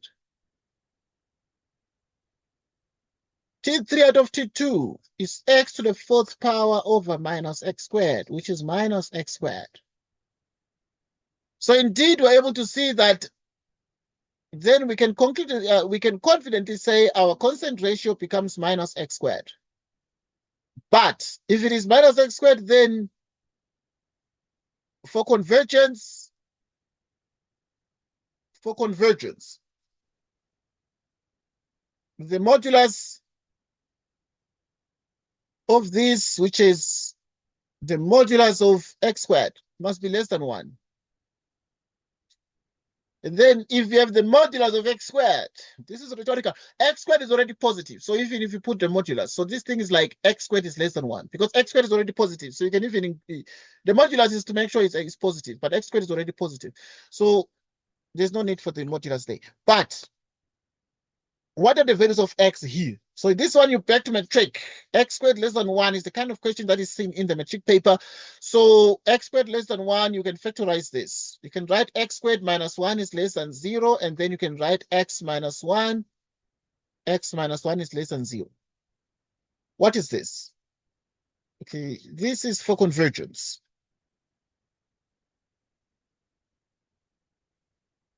So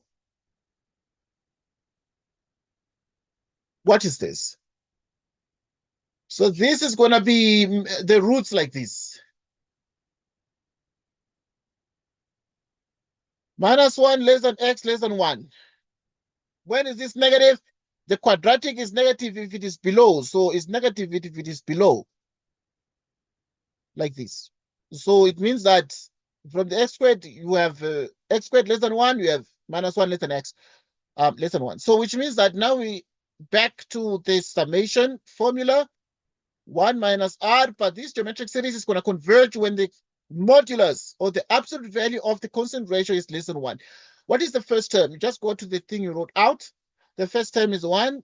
1 minus, what is the constant ratio? We've seen that is minus x squared.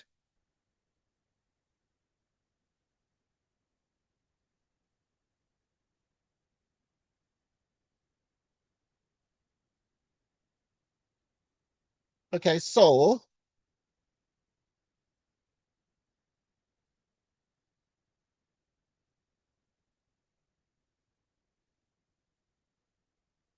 now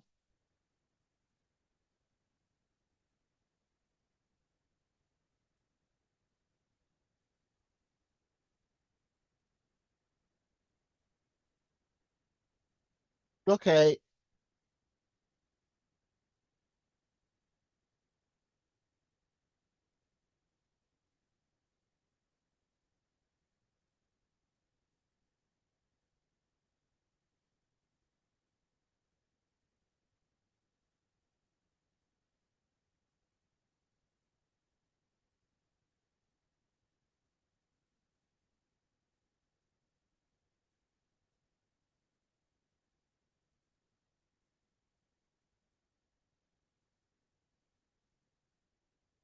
So we continue. Okay, so surely this is the answer they got because they said the sum to infinity is 1 over 1 plus x squared. But this is true when minus 1 is less than x less than 1. So these are the steps that you need to use. So obviously here r is our constant ratio, and you can see that t2 over t1 is minus x squared. And then r is minus x squared. And then wherever this r, you put minus x squared, and you get 1 over 1 plus x squared minus 1 less than x less than 1. And that is the answer. Any question? Think about it, please, and make sure you understand it. Make sure you understand it. Sorry, Yes, please. can you please re-explain why You probably got the interval. This interval here. Yes. Okay, good. Right. What we did was to say that always for convergence, we just say the absolute value of the constant ratio must be less than 1. So here the constant ratio is minus x squared. We just take its modulus. But if you take its modulus, its absolute value, if there's a negative, it becomes positive. But if in this case it is x squared is already positive. If you make it positive, it's already positive because x squared. So I just dropped the absolute value then, giving us x squared less than 1. Now, if you have x squared less than 1, then we must solve for x to get this interval. So to solve for x, then we transpose the 1 to the other side, getting x squared minus 1 is less than 0. But x squared less than 1, x squared minus 1 is, we need to factorize this. The factors of x squared minus 1 are x minus 1, x obviously x plus 1. Okay? And therefore, at this point, we need to get, in essence, what you call the critical values.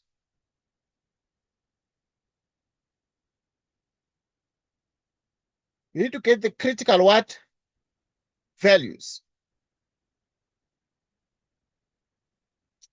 You need to get the critical values. You need to get the critical values. So, when you get the critical values are what? X equals minus 1, x equals 1. So there are two critical values, but you put them with equal signs. X equals minus 1, x equals 1. And then obviously you plot them on the parabola. You plot them on the parabola, but you put minus 1, you put the negative 1, and then the positive. But this is the graph of the x-axis. This is the x-axis. And then you are looking at where the quadratic is less than 0. When this is the graph of the quadratic, y equals x squared minus 1, but it is negative. So you are below. Negative, you are where? You are below. And if you are negative, but it's not equal because it's strictly less, so you must put open circles there, it's strictly less. And then now you are looking at the region below like this. So when this is less than 0, we are looking at the region below.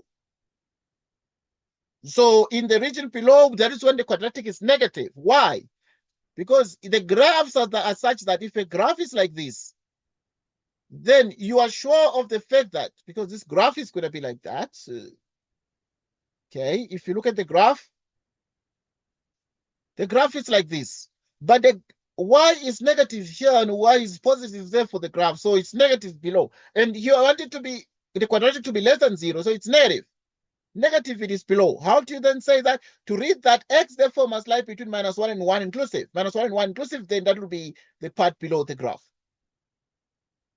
So, and that is why then obviously from the x squared less than 1, we get minus 1 less than x less than 1. And we have minus 1 less than x less than 1, which is the interval we're getting here. But what is the sum to infinity? It is therefore a over 1 minus r. The r we already know is the ratio, constant ratio, which is minus x squared. In the place of r, you put minus x squared, and then you have negative, which is plus. So which is minus 1 less than x less than 1. And this is the answer. And this answer is exactly the same as this they got, because they said the sum to infinity is 1 over 1 plus x squared. If minus 1 is less than x less than 1. So that is what we're getting.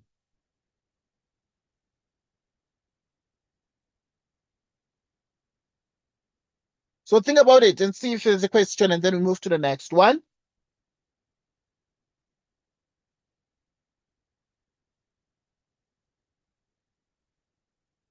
We move to the next one. Next question. Let's look at number 8. In number 8, you need to show that this is the case. So to show that this is the case, converges and state its limit. So express this one as a sum of partial fractions. That's a hint. You need to express this as a sum of partial fractions. Then find the nth partial sum as n approaches infinity. So we're good. Okay, let us first do this one in A. So we're doing 8A. We have the infinite series from k equals 1 divided by 4k minus 3 divided by 4k plus 1. These are partial fractions because you need to find the sum, but you can just substitute the k, but it's not going to help very much. That is why they said use partial fractions to break it down to like smaller summands, and with the smaller summands, then you can be able to get the answer. So now we're going to do what? We're going to say 1 over 4k minus 3, 4k plus 1. Sorry. Yes, please. So what kind of series is this? Okay, that's a good question. What kind of series is this? Well, obviously, this one is it's a series of partial sums. It's a series of partial sums, but you see, it's not geometric and it's not arithmetic. So it involves just some partial sums. Okay, but now, obviously, it involves rational. It is the geometric series involving a rational function. Right, so at this point, then you have 1, which is a. You multiply this, you have 4k plus 1b, and then you have 4k minus 3, which is 4a, 4b,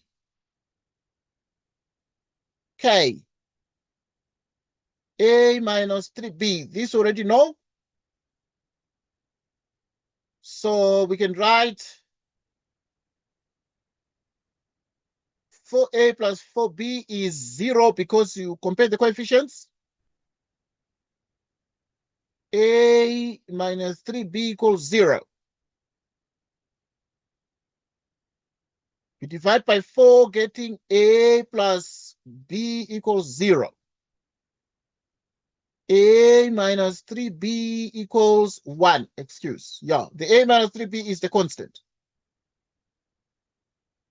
The a minus 3b is the what? Is the constant. Now you have this. You need to solve this simultaneously. You can subtract them. You have these two equations, subtract them. So you have a minus a, which gives 0. B minus that, which is 4b. B is minus 1/4. But according to this, A is minus B, which is minus 1/4, which is 1/4.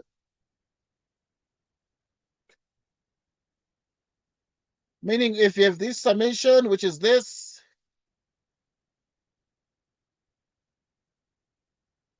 and then you have A over this, what is A?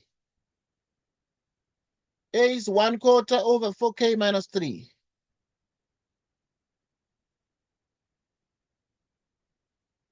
Which is 4k plus 1.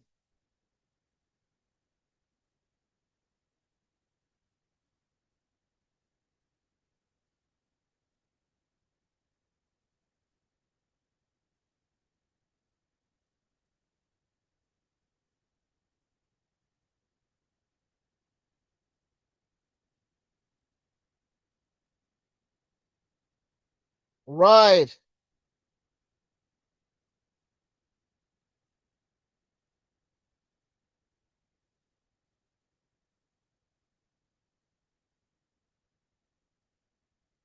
So now you get this. Okay, this one is a very tricky sum, but obviously we are on it. It's not usual, but it's the kind of sum, but the answer is 1/4. So what you need to do, the ones brought this, I think, even in the school, but now in the school curriculum, in the matric exams for the kids. But what you can do then, you can spread this up and then take 1/4. Do the partial sums. So what you can do is you do the first one, and then you're going to do minus 1/4 because the minus 1/4 is a constant. It has no k. So you already see, I'm saying you pull out You pull out this minus 1/4. Like you pulled out this 1/4. It's a number, it's a constant. So even here you pull out the minus 1/4 and then you have the summation. 1 over 4k plus 1. Okay. So when you get to this point now, you need to reason this out. Still, it's not very obvious at this point, but what you can do, I've not solved this problem myself before, but surely there is a way we can use to simplify this. So we can do, we're doing 8a, which is this one, k 1 over 4k minus 3 4k plus 1.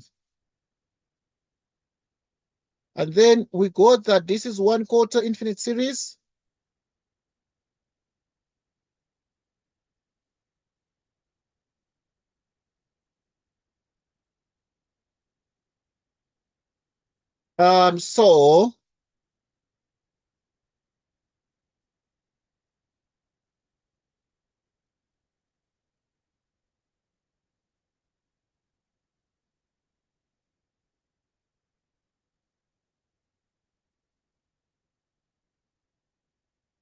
So now you put 1 in the place of k. What are you going to have? It's going to be 4 minus 3. 1. And then you put 2. 4 times 2. It's 8 minus 3. It's a 5. You put 3. 4 times 3. It's a 12. Minus 3. It's a 9. Okay, let's write a bit more. Just one more. Yeah, you put 3 and then you put 4. 4 by 4 is 16. Minus 3, 13.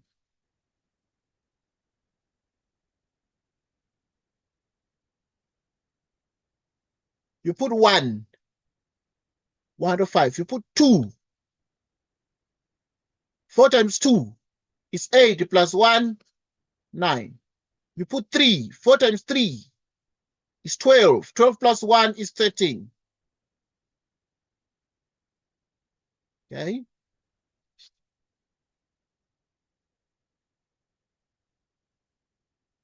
So this have a tendency to be a transformation of what we call the harmonic series. Something called harmonic series,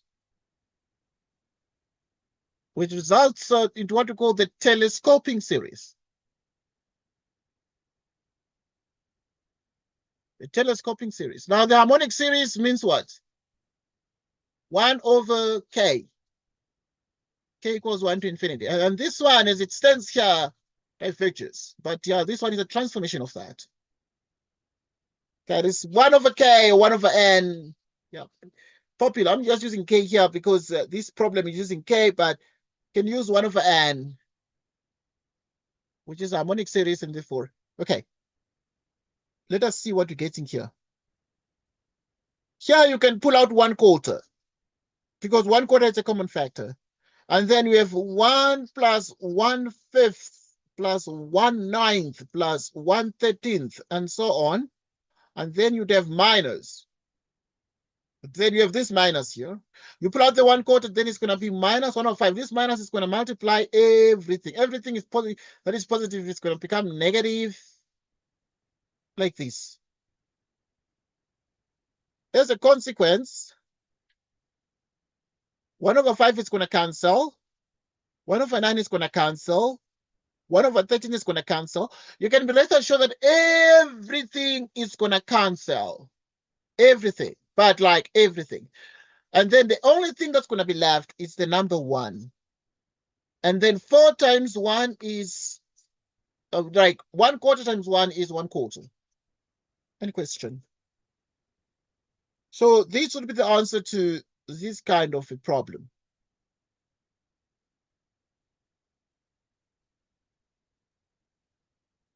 Right. So, Yes, please. so how do we determine that it converges, since they said the answer converges to another form? Okay, yeah, because that's a good thing because they say this show that this series converges and state its limit. Right. So obviously the question is show that it converges.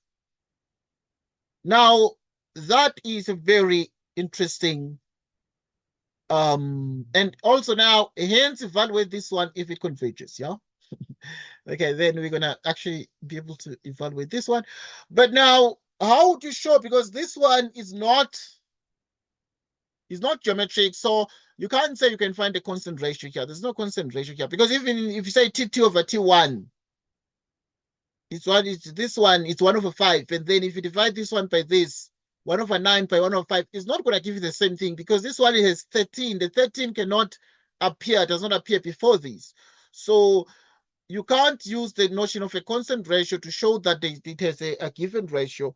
And so, but now the question is, how do you show that it converges? Well, its convergence is actually based on the fact that these terms here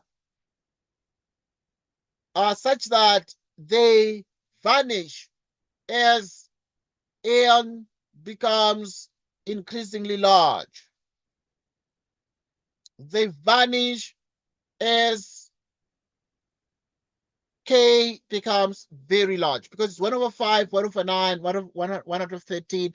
You really can see that it approaches zero. But again, you see, this is a very, very subjective way of reasoning because this is one series in mathematics that is very popular, which I spoke about, called the harmonic series, 1/n series. You put one, it's one. 1/2, 1/3, yet this series here is divergent.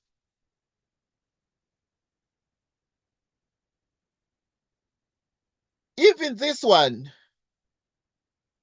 you see, the reason why this one is convergent is because it's two series and then they're canceling the things out. But if we are going to look at this one alone, this one is going to be divergent. Yet the terms are like vanishing, vanishing, vanishing. Its convergence is based on the fact that the terms cancel out because it's a series minus another series from the partial fraction decomposition we did. We just did the A over 4k minus 1, the B over 4k plus 1. You know?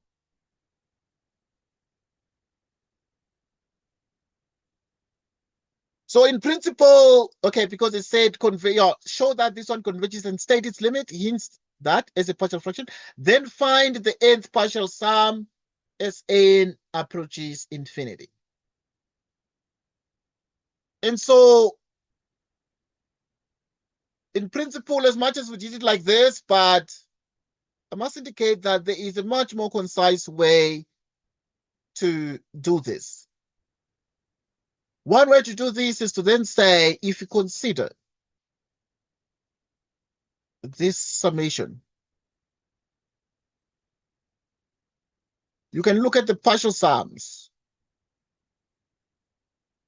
Right, look at the partial sums. What are the partial sums? Well, to look at the partial sums, you can look at it as up to n. Don't take it up to infinity yet. You can take it up to n and then allow n to approach infinity. So you want to look at 4k minus 3, 4k plus 1.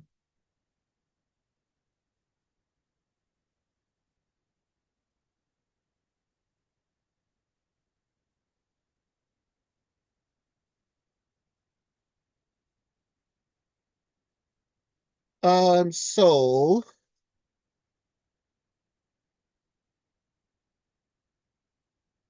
that in the end,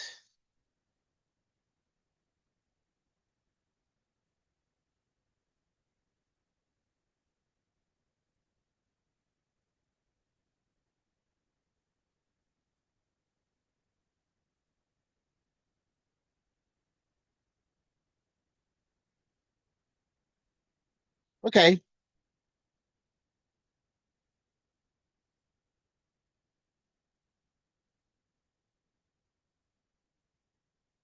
Okay, so yeah, you find like this.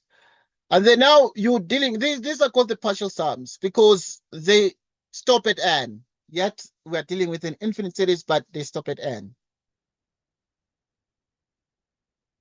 And then now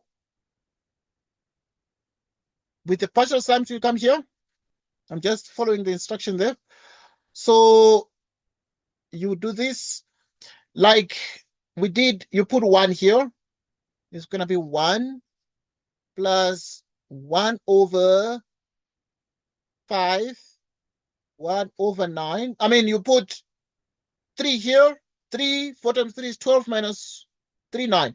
You put 4, 4 by 4, 16 minus 3, 1/13th, and so on. Minus 1/4. Okay, but yeah, because you're doing the partial sums, I want us to do this. You can do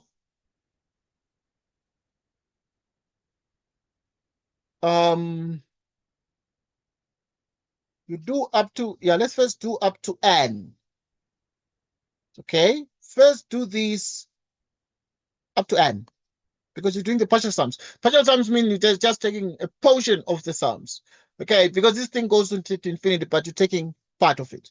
Okay, so but obviously if you get here, then you put n. It's going to be 1 over 4n minus 3.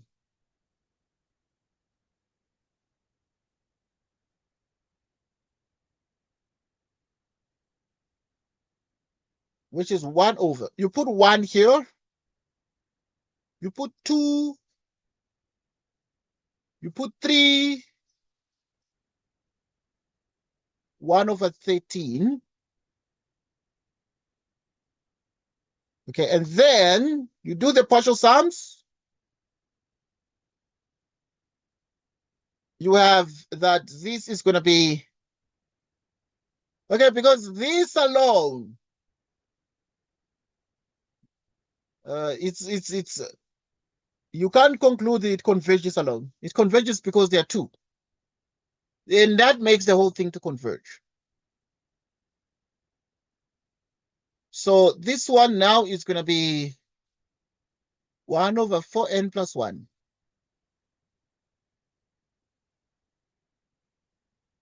If you subtract,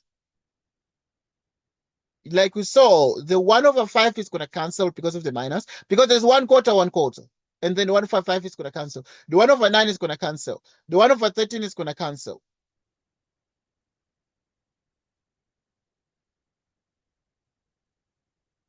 And then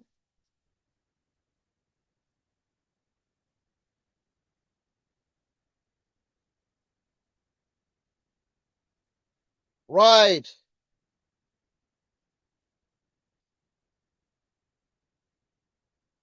Um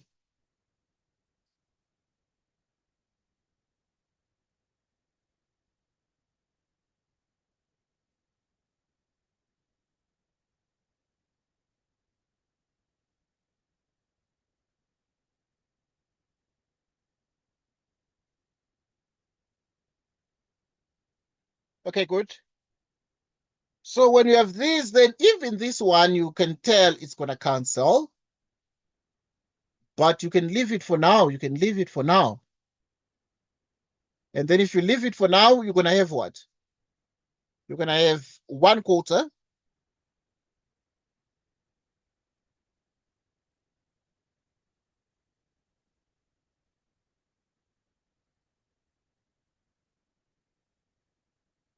So you have this minus 1 over 4n plus 1. So we're expecting that this thing, if you add it up, it's going to become 0. Let's check. You can even take the limit and not waste time with this. But if you add this up, it might just give us that back. Yeah, because it's 4n minus 1, 4n minus, like 4k minus 3 it's going to be, and then 4k plus 1, and then if you put it here, the 4k is going to cancel, and then it's going to become Yeah. So it's gonna become this. It's okay. Now, let us find the series.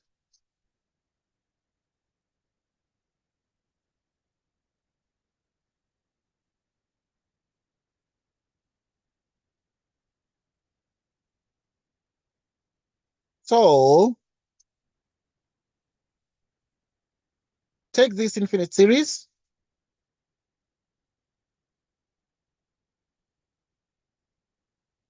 which is 1 over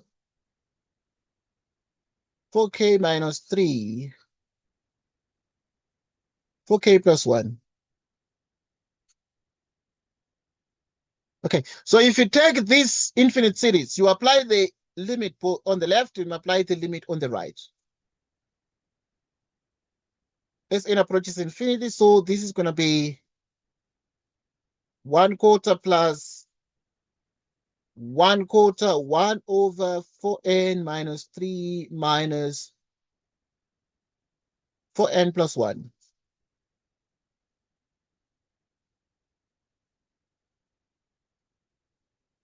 So then what is the answer here? As n approaches infinity, this one is going to be 0, that one is going to be 0. You're going to be left with 1/4. As a consequence, then you can then say hence the infinite series, because there's n approaches infinity here, you're going to put infinity here in the place of n, and then you're going to take this summation 1 over 4k minus 3, 4k plus 1, which is 1/4. And the answer is 1/4. So I tried to follow exactly this pattern suggested here in terms of the partial sums. And by the partial sums, then we require just to take this up to an n, and then find the nth partial sum as n approaches infinity. Okay, so that's what we're getting. And hence now we need to evaluate part B.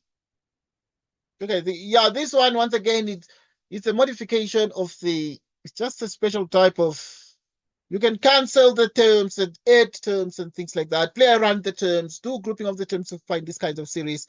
But they're not very special quite, because they are from what we call a harmonic series that is problematic. Okay, right now, because the harmonic series diverges anyway, because you see the fact that now if somebody gives you this 1 over n equals 1 to infinity, it diverges.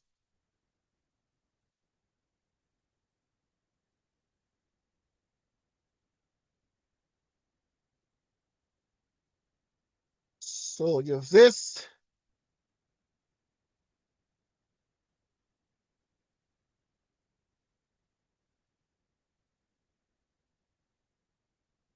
So you have this.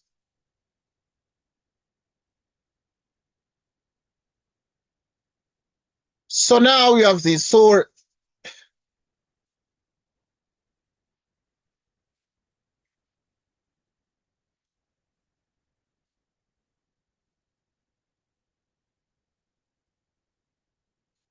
which is, now you have this series here.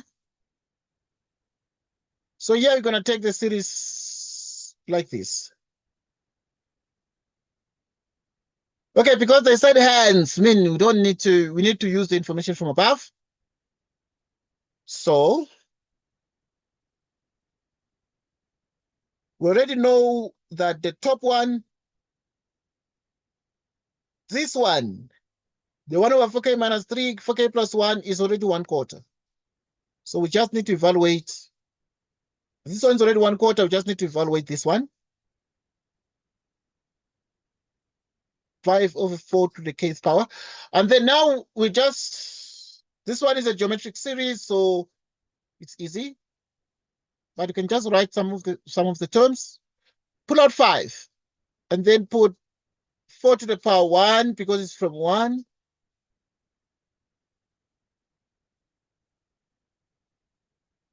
What is the constant ratio? It's T2 over T1.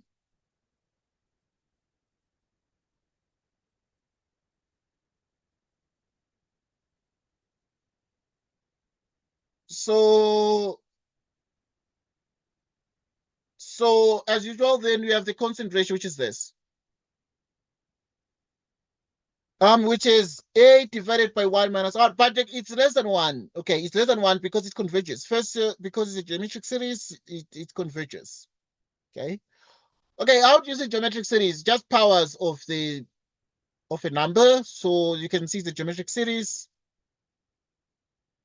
And then what is the first term?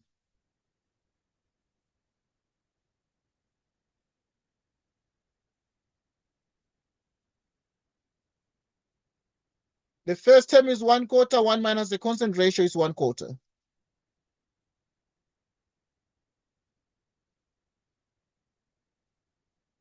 Five divided by 1/4 divided by 3/4.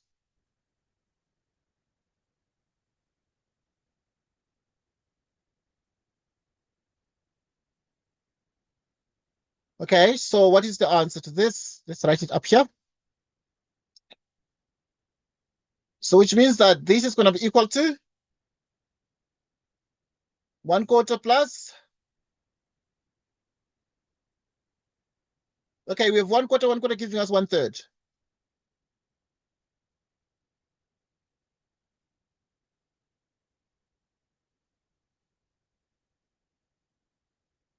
$12, which is 3 plus 20. 23 out of 12. That's the answer they got. Okay, because they got in 8B that the answer is 23 out of 12, and you got 23 out of 12 as well. So think about it and make sure you understand it.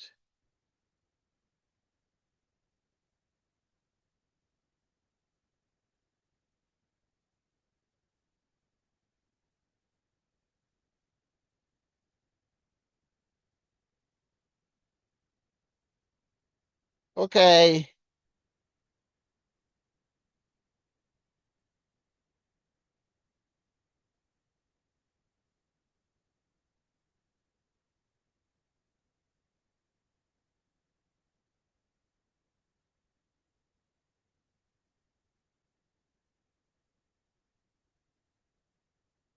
Okay, so which means that 23 out of 12. Any question on this one?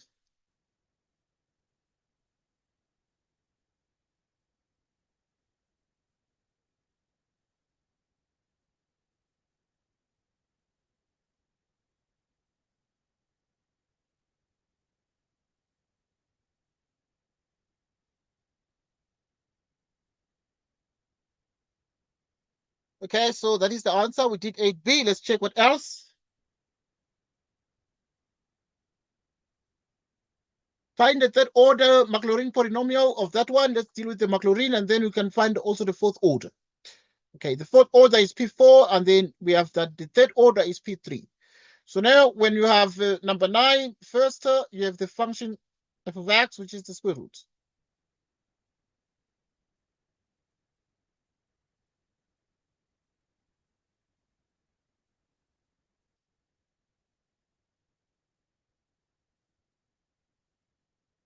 You have this, which is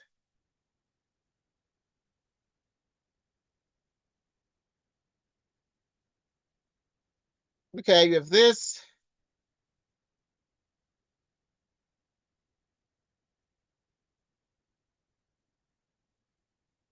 Which is 1 plus x minus 3 out of 2.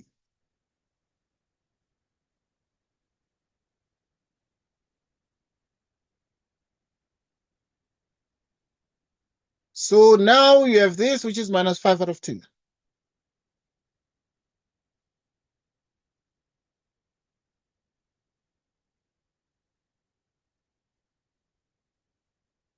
All right, good. Let's deal with the Maclaurin series. So the Maclaurin series, what you do with the Maclaurin series, you can understand it right now. Maclaurin series pertains what? The Maclaurin series pertains finding the derivative of the function. So you must find the derivatives. Right, at least, but obviously third order, try to find 3 of them. Right, so if you find the 3 derivatives, what you do first? The function is f of x equals 1 plus x the square root.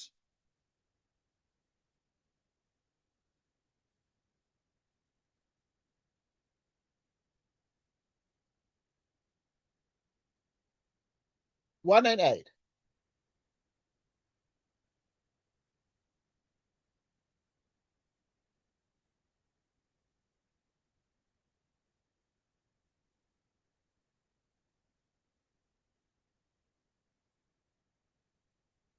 Okay, so, okay, now f of x equals the square root of 1 plus x. Then the derivative of that is f prime. F prime is, you find the derivatives. Like, okay, what do you do with the Maclaurin? To find the Maclaurin, you must just find derivatives. So now, what is the first thing that you need to do? So you find derivative, you bring down the 1/2 and then you subtract 1 from it. You bring down the minus 1/2 and then you subtract 1 from it. So if you find derivative here, what is the derivative? You bring down 1/2 and then subtract 1. What is half minus 1? It's minus half. Then now you differentiate again, second derivative, f double primed. So you have the 1/2, you multiply it by minus 1/2. What is 1/2 multiplied by minus 1/2? Is minus 1/4. And then we have 1 plus x, you subtract 1. Minus 1/2 minus 1 is minus 3/2. Then we have this minus 3/2, you multiply with the minus 1/4. It becomes 3/8. You subtract 1. Okay, so you continue doing this.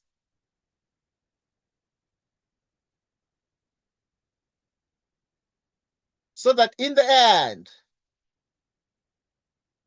you need to, the Maclaurin series are always evaluated at the origin. Sorry. Yes, please. So basically, you have to find the derivative until the third, or yes, you can go on. It depends on the order, because this one is third order. So you will stop at the third derivative.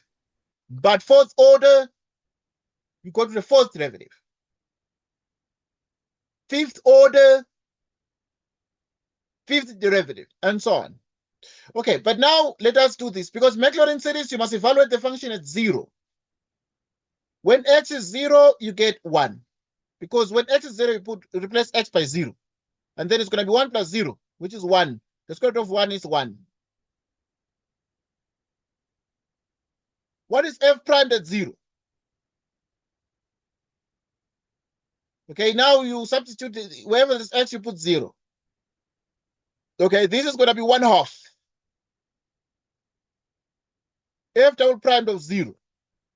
You put here, it's going to be minus 1/4. F triple prime of 0. 3/8. Like that. After this, then you use the formula for the Maclaurin series. What is the formula for the Maclaurin series? Sorry. Yes, please.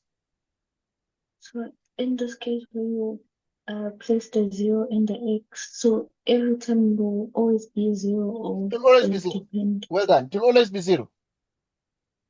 Okay. Every time it will always be what?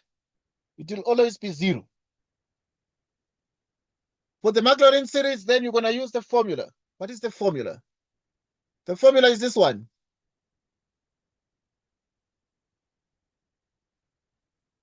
The formula is Tn fx.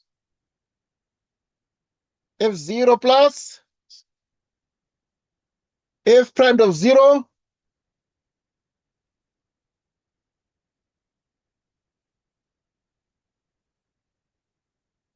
1.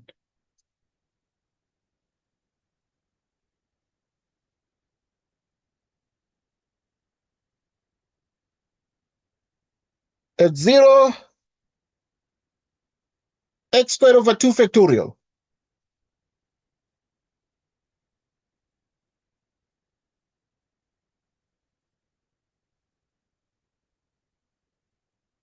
So now,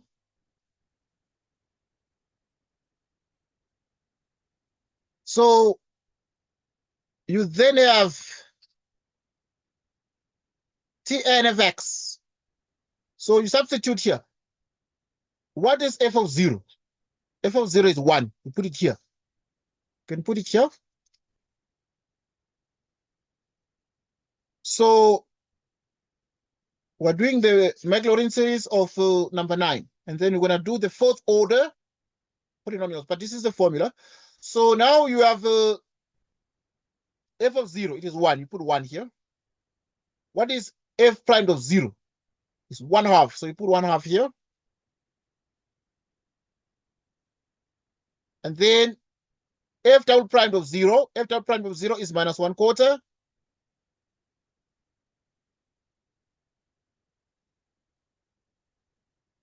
And then the third one is 3/8.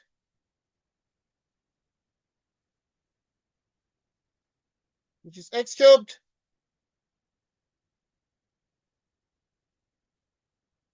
And then you go on and on and on. Sorry. Yes, please. So basically, when it comes to factorials there at the bottom, will it always be like that, or Yes, it always be like this, like 1 factorial, 2 factorial, up to n factorial. okay, what do the factorials mean?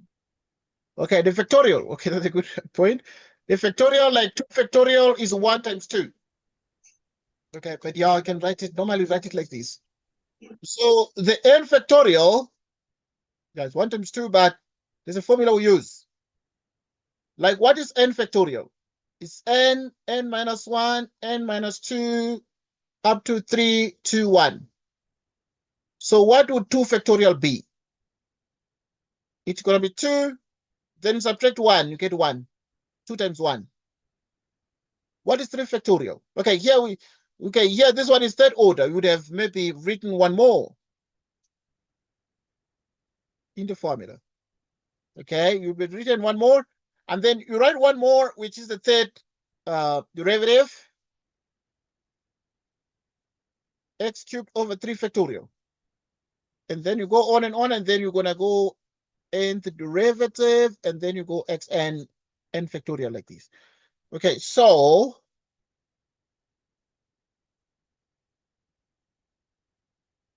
now you then say, okay, now the third derivative, so what is 3 factorial, yeah? It's 3, subtract 1, you get 2, subtract 1, you get 1. So it is 3 times 2 times 1, but what is 3 times 2? It's 6 by 1, 6. So 3 factorial is 6. So now with this, then we need to actually do the third order, and then we actually are able to see what is happening there next. Okay. So which means that this is Tn.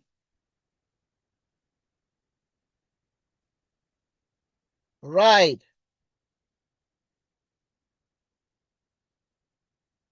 So it's 1 plus.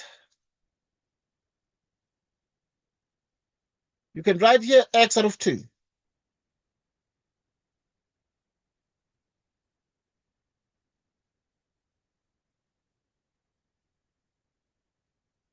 Okay, here you would have 6. Yeah.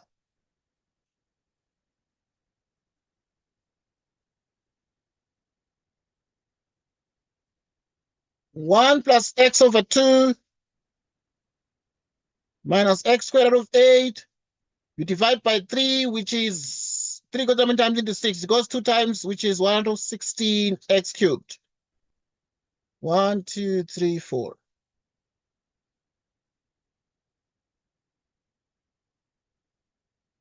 Which is this?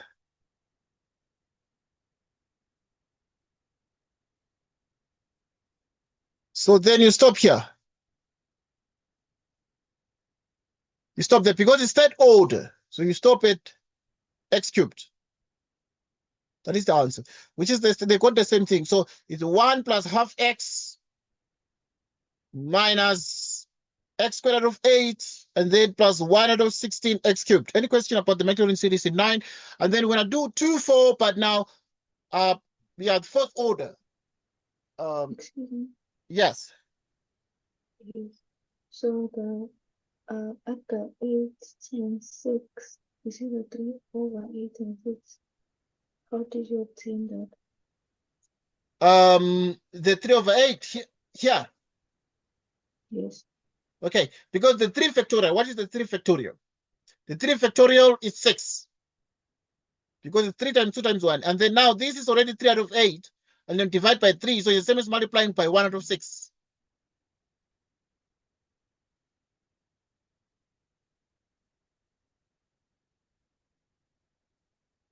One out of 6. So 3 goes how many times into 6? 3 goes 2 times into 6 if you simplify this. And then you have 8 times 2. What is 8 times 2? It is 16. X cubed. And they also got 1 over 16 x cubed. You know? So that is what we're getting. That is what we're getting. Right.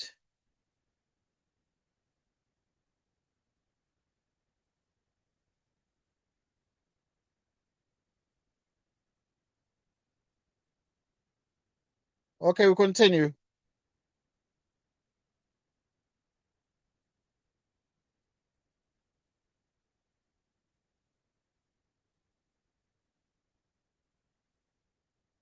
We continue.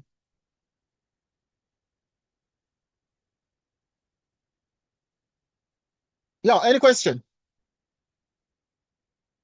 And then you're going to do number 10 is about fourth order. You're going to do the fourth order. But we use the formula. You must know this formula for the Maclaurin series. What is the formula? Tn of f of x. Okay, and obviously it appears that if in your book is, okay, you already, it's this. But yeah, you can use P. You can use Pn. Because I can see the way they're writing this. So you can write here Pn.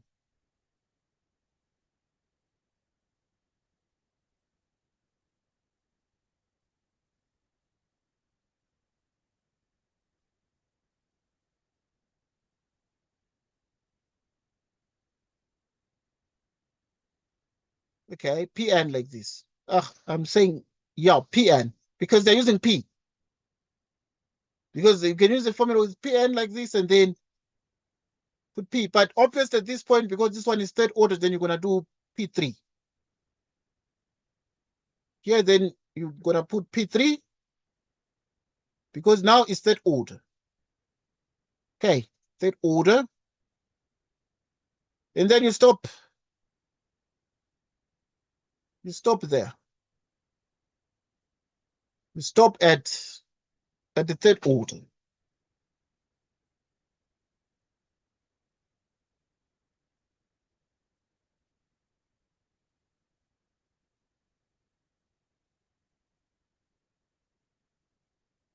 So you continue.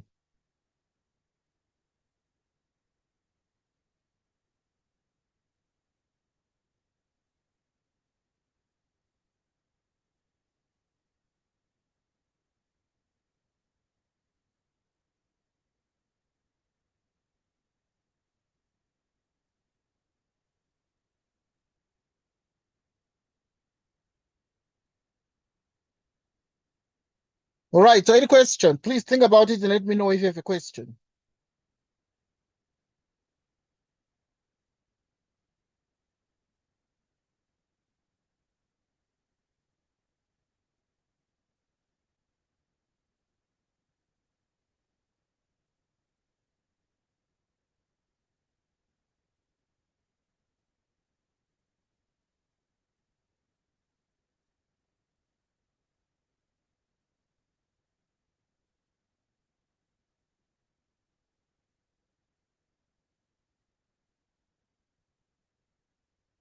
Okay, yeah.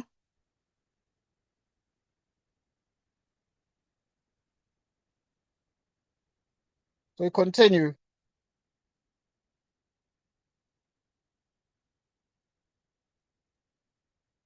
Okay, think about it. Make sure you understand this here.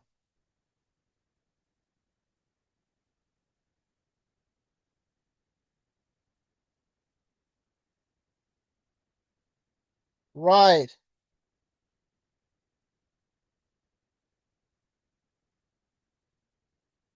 Right.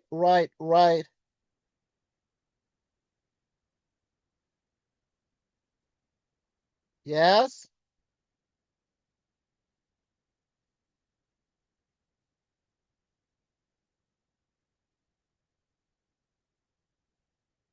Right. Your question, any question that you have here?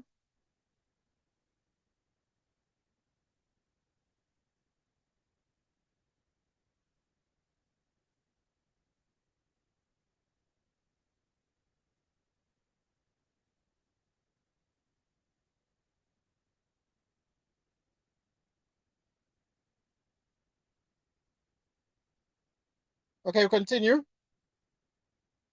Let's do number 10.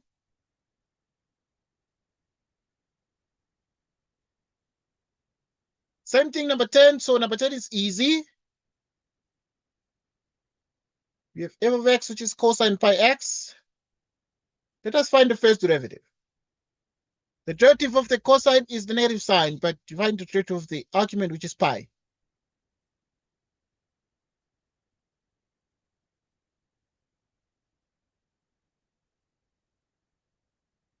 We have cosine.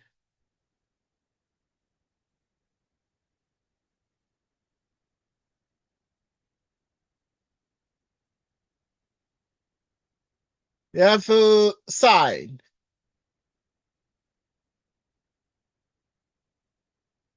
Okay. Fourth order, let us find one more derivative. F, fourth order.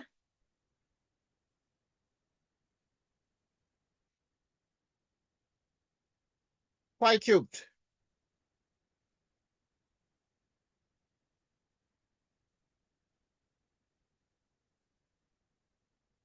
Okay, now let us evaluate this one at different things, which is cosine 0 is 1. F primed of 0. So you substitute by 0 everything. So f primed of 0 here is going to be sine 0, which is 0. F double primed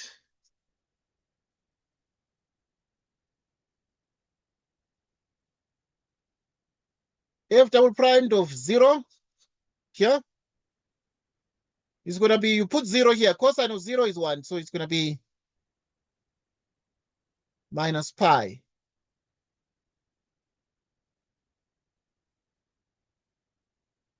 F double primed at 0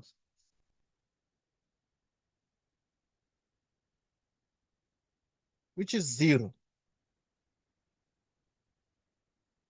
F double primed at 0.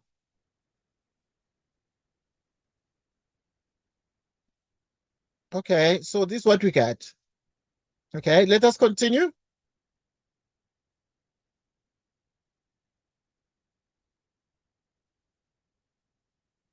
Which is Pn f of x is f of 0. This is the formula for the Maclaurin.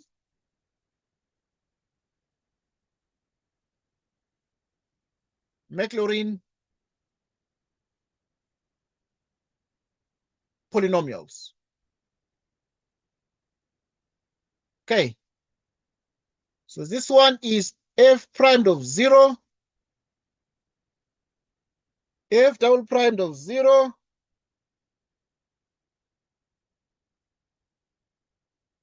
this one is x. Double primed is x squared. Triple primed is x cubed. 4 factorial. So you stop there. You can just stop there. Okay, but n you must go on because it's Pn is general formula. You must go on to Fn of 0.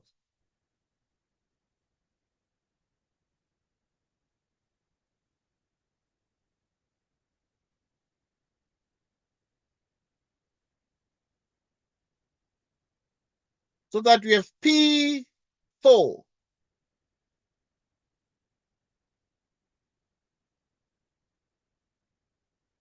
What is F0?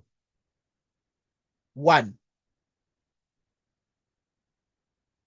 0. Okay, so now, okay, you can put some of these things here. Like F prime of 0 is 0, so you can put 0x. Double primed.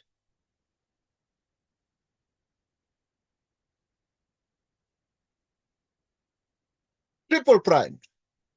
0. So 0x cubed over 3 factorial. Quadruple primed. Quadruple primed is pi cubed. Yeah, pi cubed. X to the 4th over 4 factorial.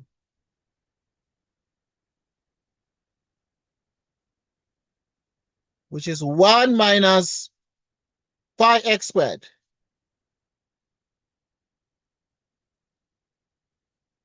Pi cubed x to the 4th power. Is this one. Okay, but you can see there's a 24 there.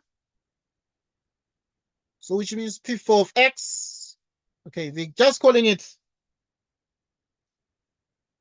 P of x.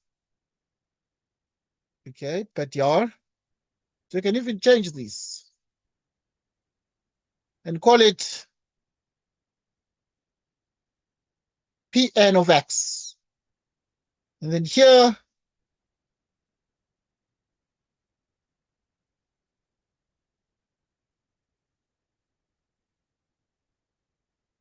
which is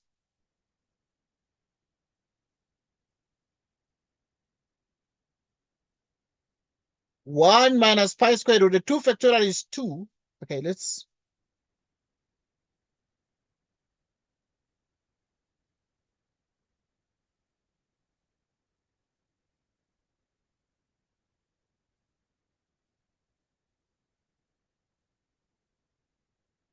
1 minus pi squared over 2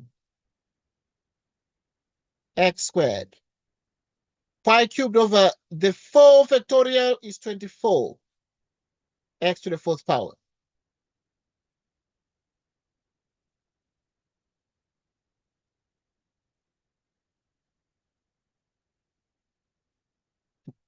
Okay, we have this, which is exactly, yeah. How many pi's are these?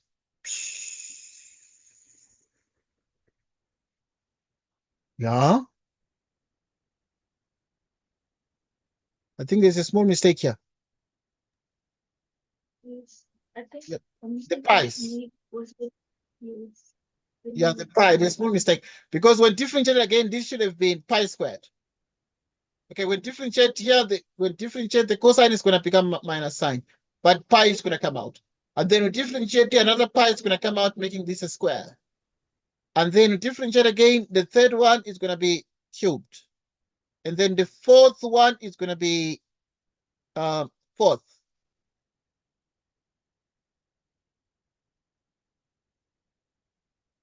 Okay, and then this one is going to be fourth.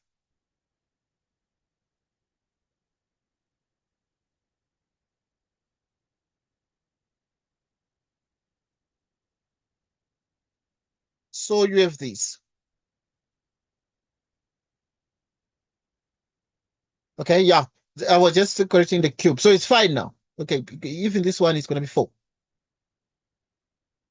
So this one is going to be 2 and this one is going to be 4. The fourth derivative is going to be 4 and this one is going to be 2. Like this.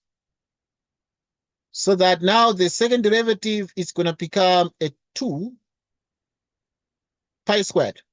Pi squared. And it's going to be pi squared.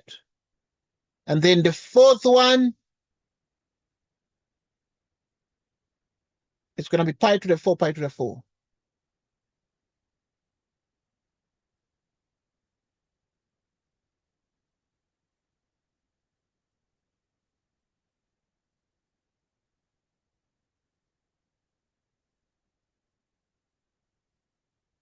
Okay, so that's what we're getting. Yeah, any question?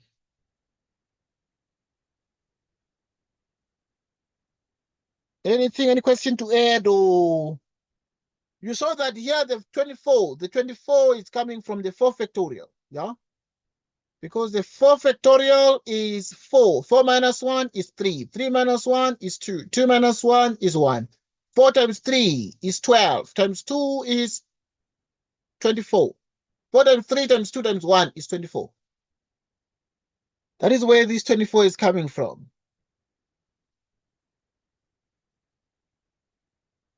That is where it's coming from.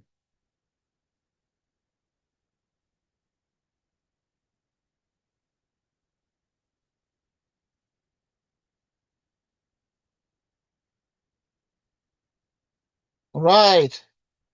Greetings. In the name of the Lord Jesus Christ. I am Brother Hazeltine. I'm not a pastor, nor a prophet. I am born again, and I love the Lord Jesus Christ. So now we continue. Next topic titled, and therefore now you can see that in the cube, the third one is going to be 0, and then the fourth one is going to be that. 5 daily routines that we ought to Right. So yeah, any question here? Anything to add or remove? Nothing to add or remove. Is everything okay? ensuring that we first love our families, in particular our children. Routine number 1. Right. So The truth. Number 2, we need to know.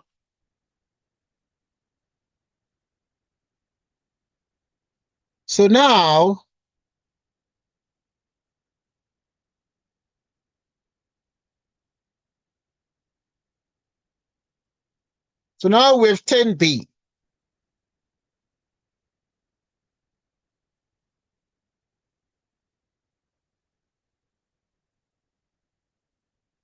So 10b is f of x is the ln of 1 plus x. Let us find the derivatives of this.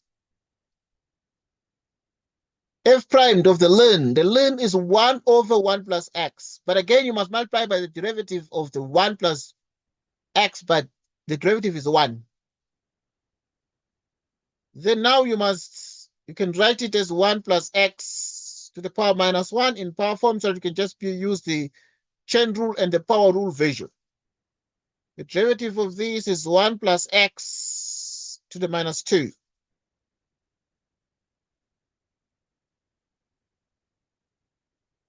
Okay, which is 1 plus x to the minus 3. We're dealing with the fourth order. So you're going to differentiate this one. Minus 3 times 2 is minus 6. 1 plus x to the minus 4. And then now you know that this is Pn of x. Pn of x. Okay, the different notations and different books. Okay, so my book is using a different notation. That's why I was using some Tn. But if it doesn't matter, the things ultimately become the same answers or give the same answers. So f primed of 0, x over 1 factorial. F double primed of 0, x squared, 2 factorial. F triple primed of 0, x cubed over 3 factorial. F 4. 4 of 0 is always 0 to the power 4 over 4 factorial. F to the power n of 0, x to the n over n factorial.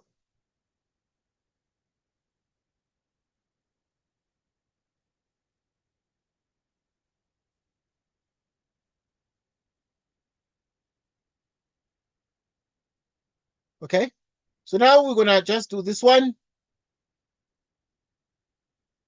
Let us just do the b. And then it's going to be p. Let's do p4 of x because it's fourth order.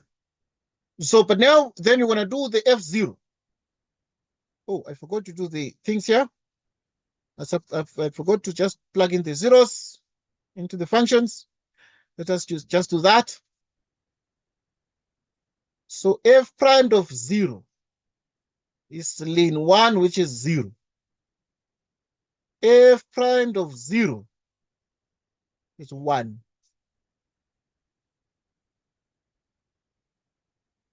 Minus 1. 2.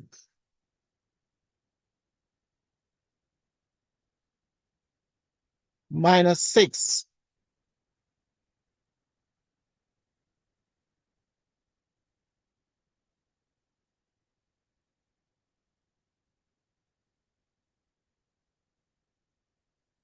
Okay, which is this? Okay, P4. So now you put F0. F0 is 0.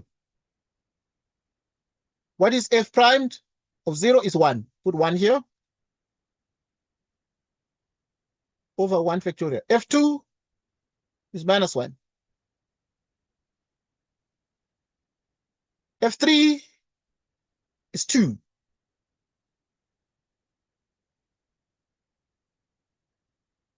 F4 minus 6.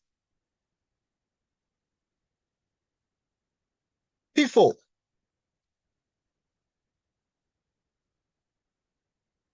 Which is x minus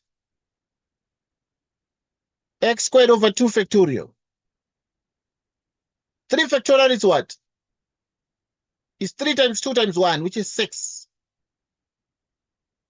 4 factorial is 4 times 3 times 2 times 1, which is 24. Meaning that we will be able to get P4 of x, which is x minus x squared over 2 factorial. 2 goes how many times into 6? It goes 3 times. 4 goes how many times into 24? It goes 4 times. That's the answer. That's the answer. So the answer is x minus x squared over.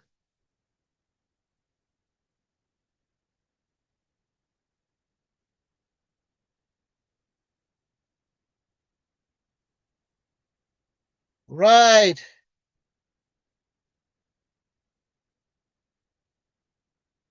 Right.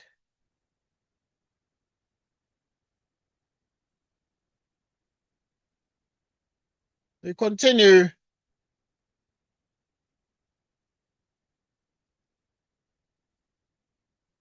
We continue.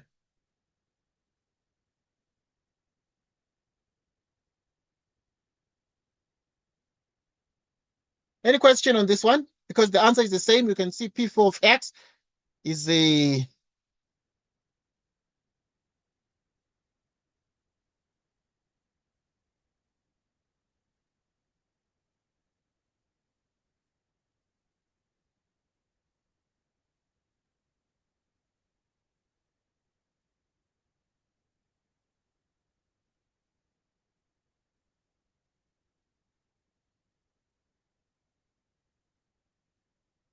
okay.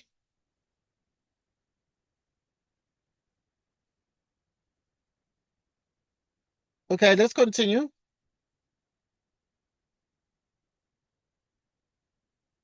Okay, so that is going to be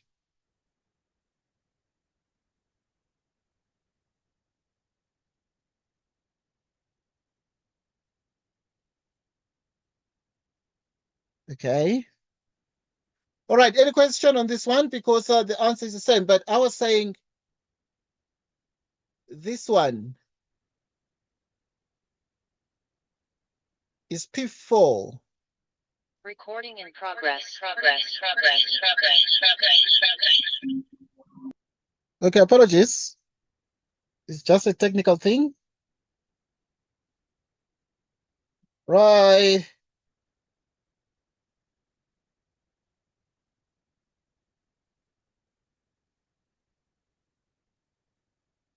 Okay, continue, please.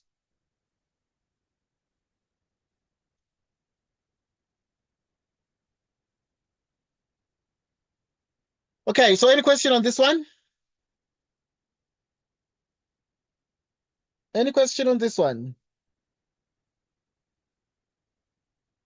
Is everything clear?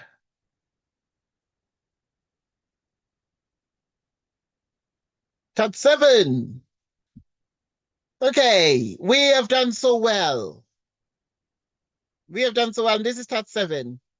So we've come to the end of tab 6. Because I can see that the next one is tab 7 on power series and the other things, and we shall spend time on this. Very easy. But any question then?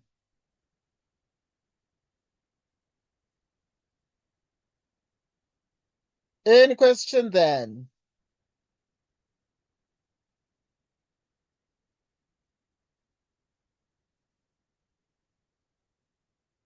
Right, no question, right? Because we saw that. So now we started at what time? Yeah, we started at nearly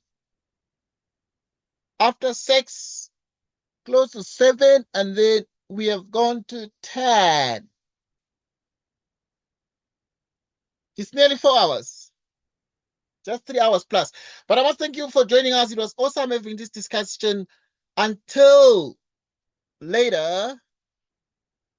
What time are you free today again? Hey. Okay.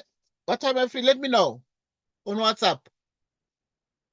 And then we can continue and do the things that we've not done.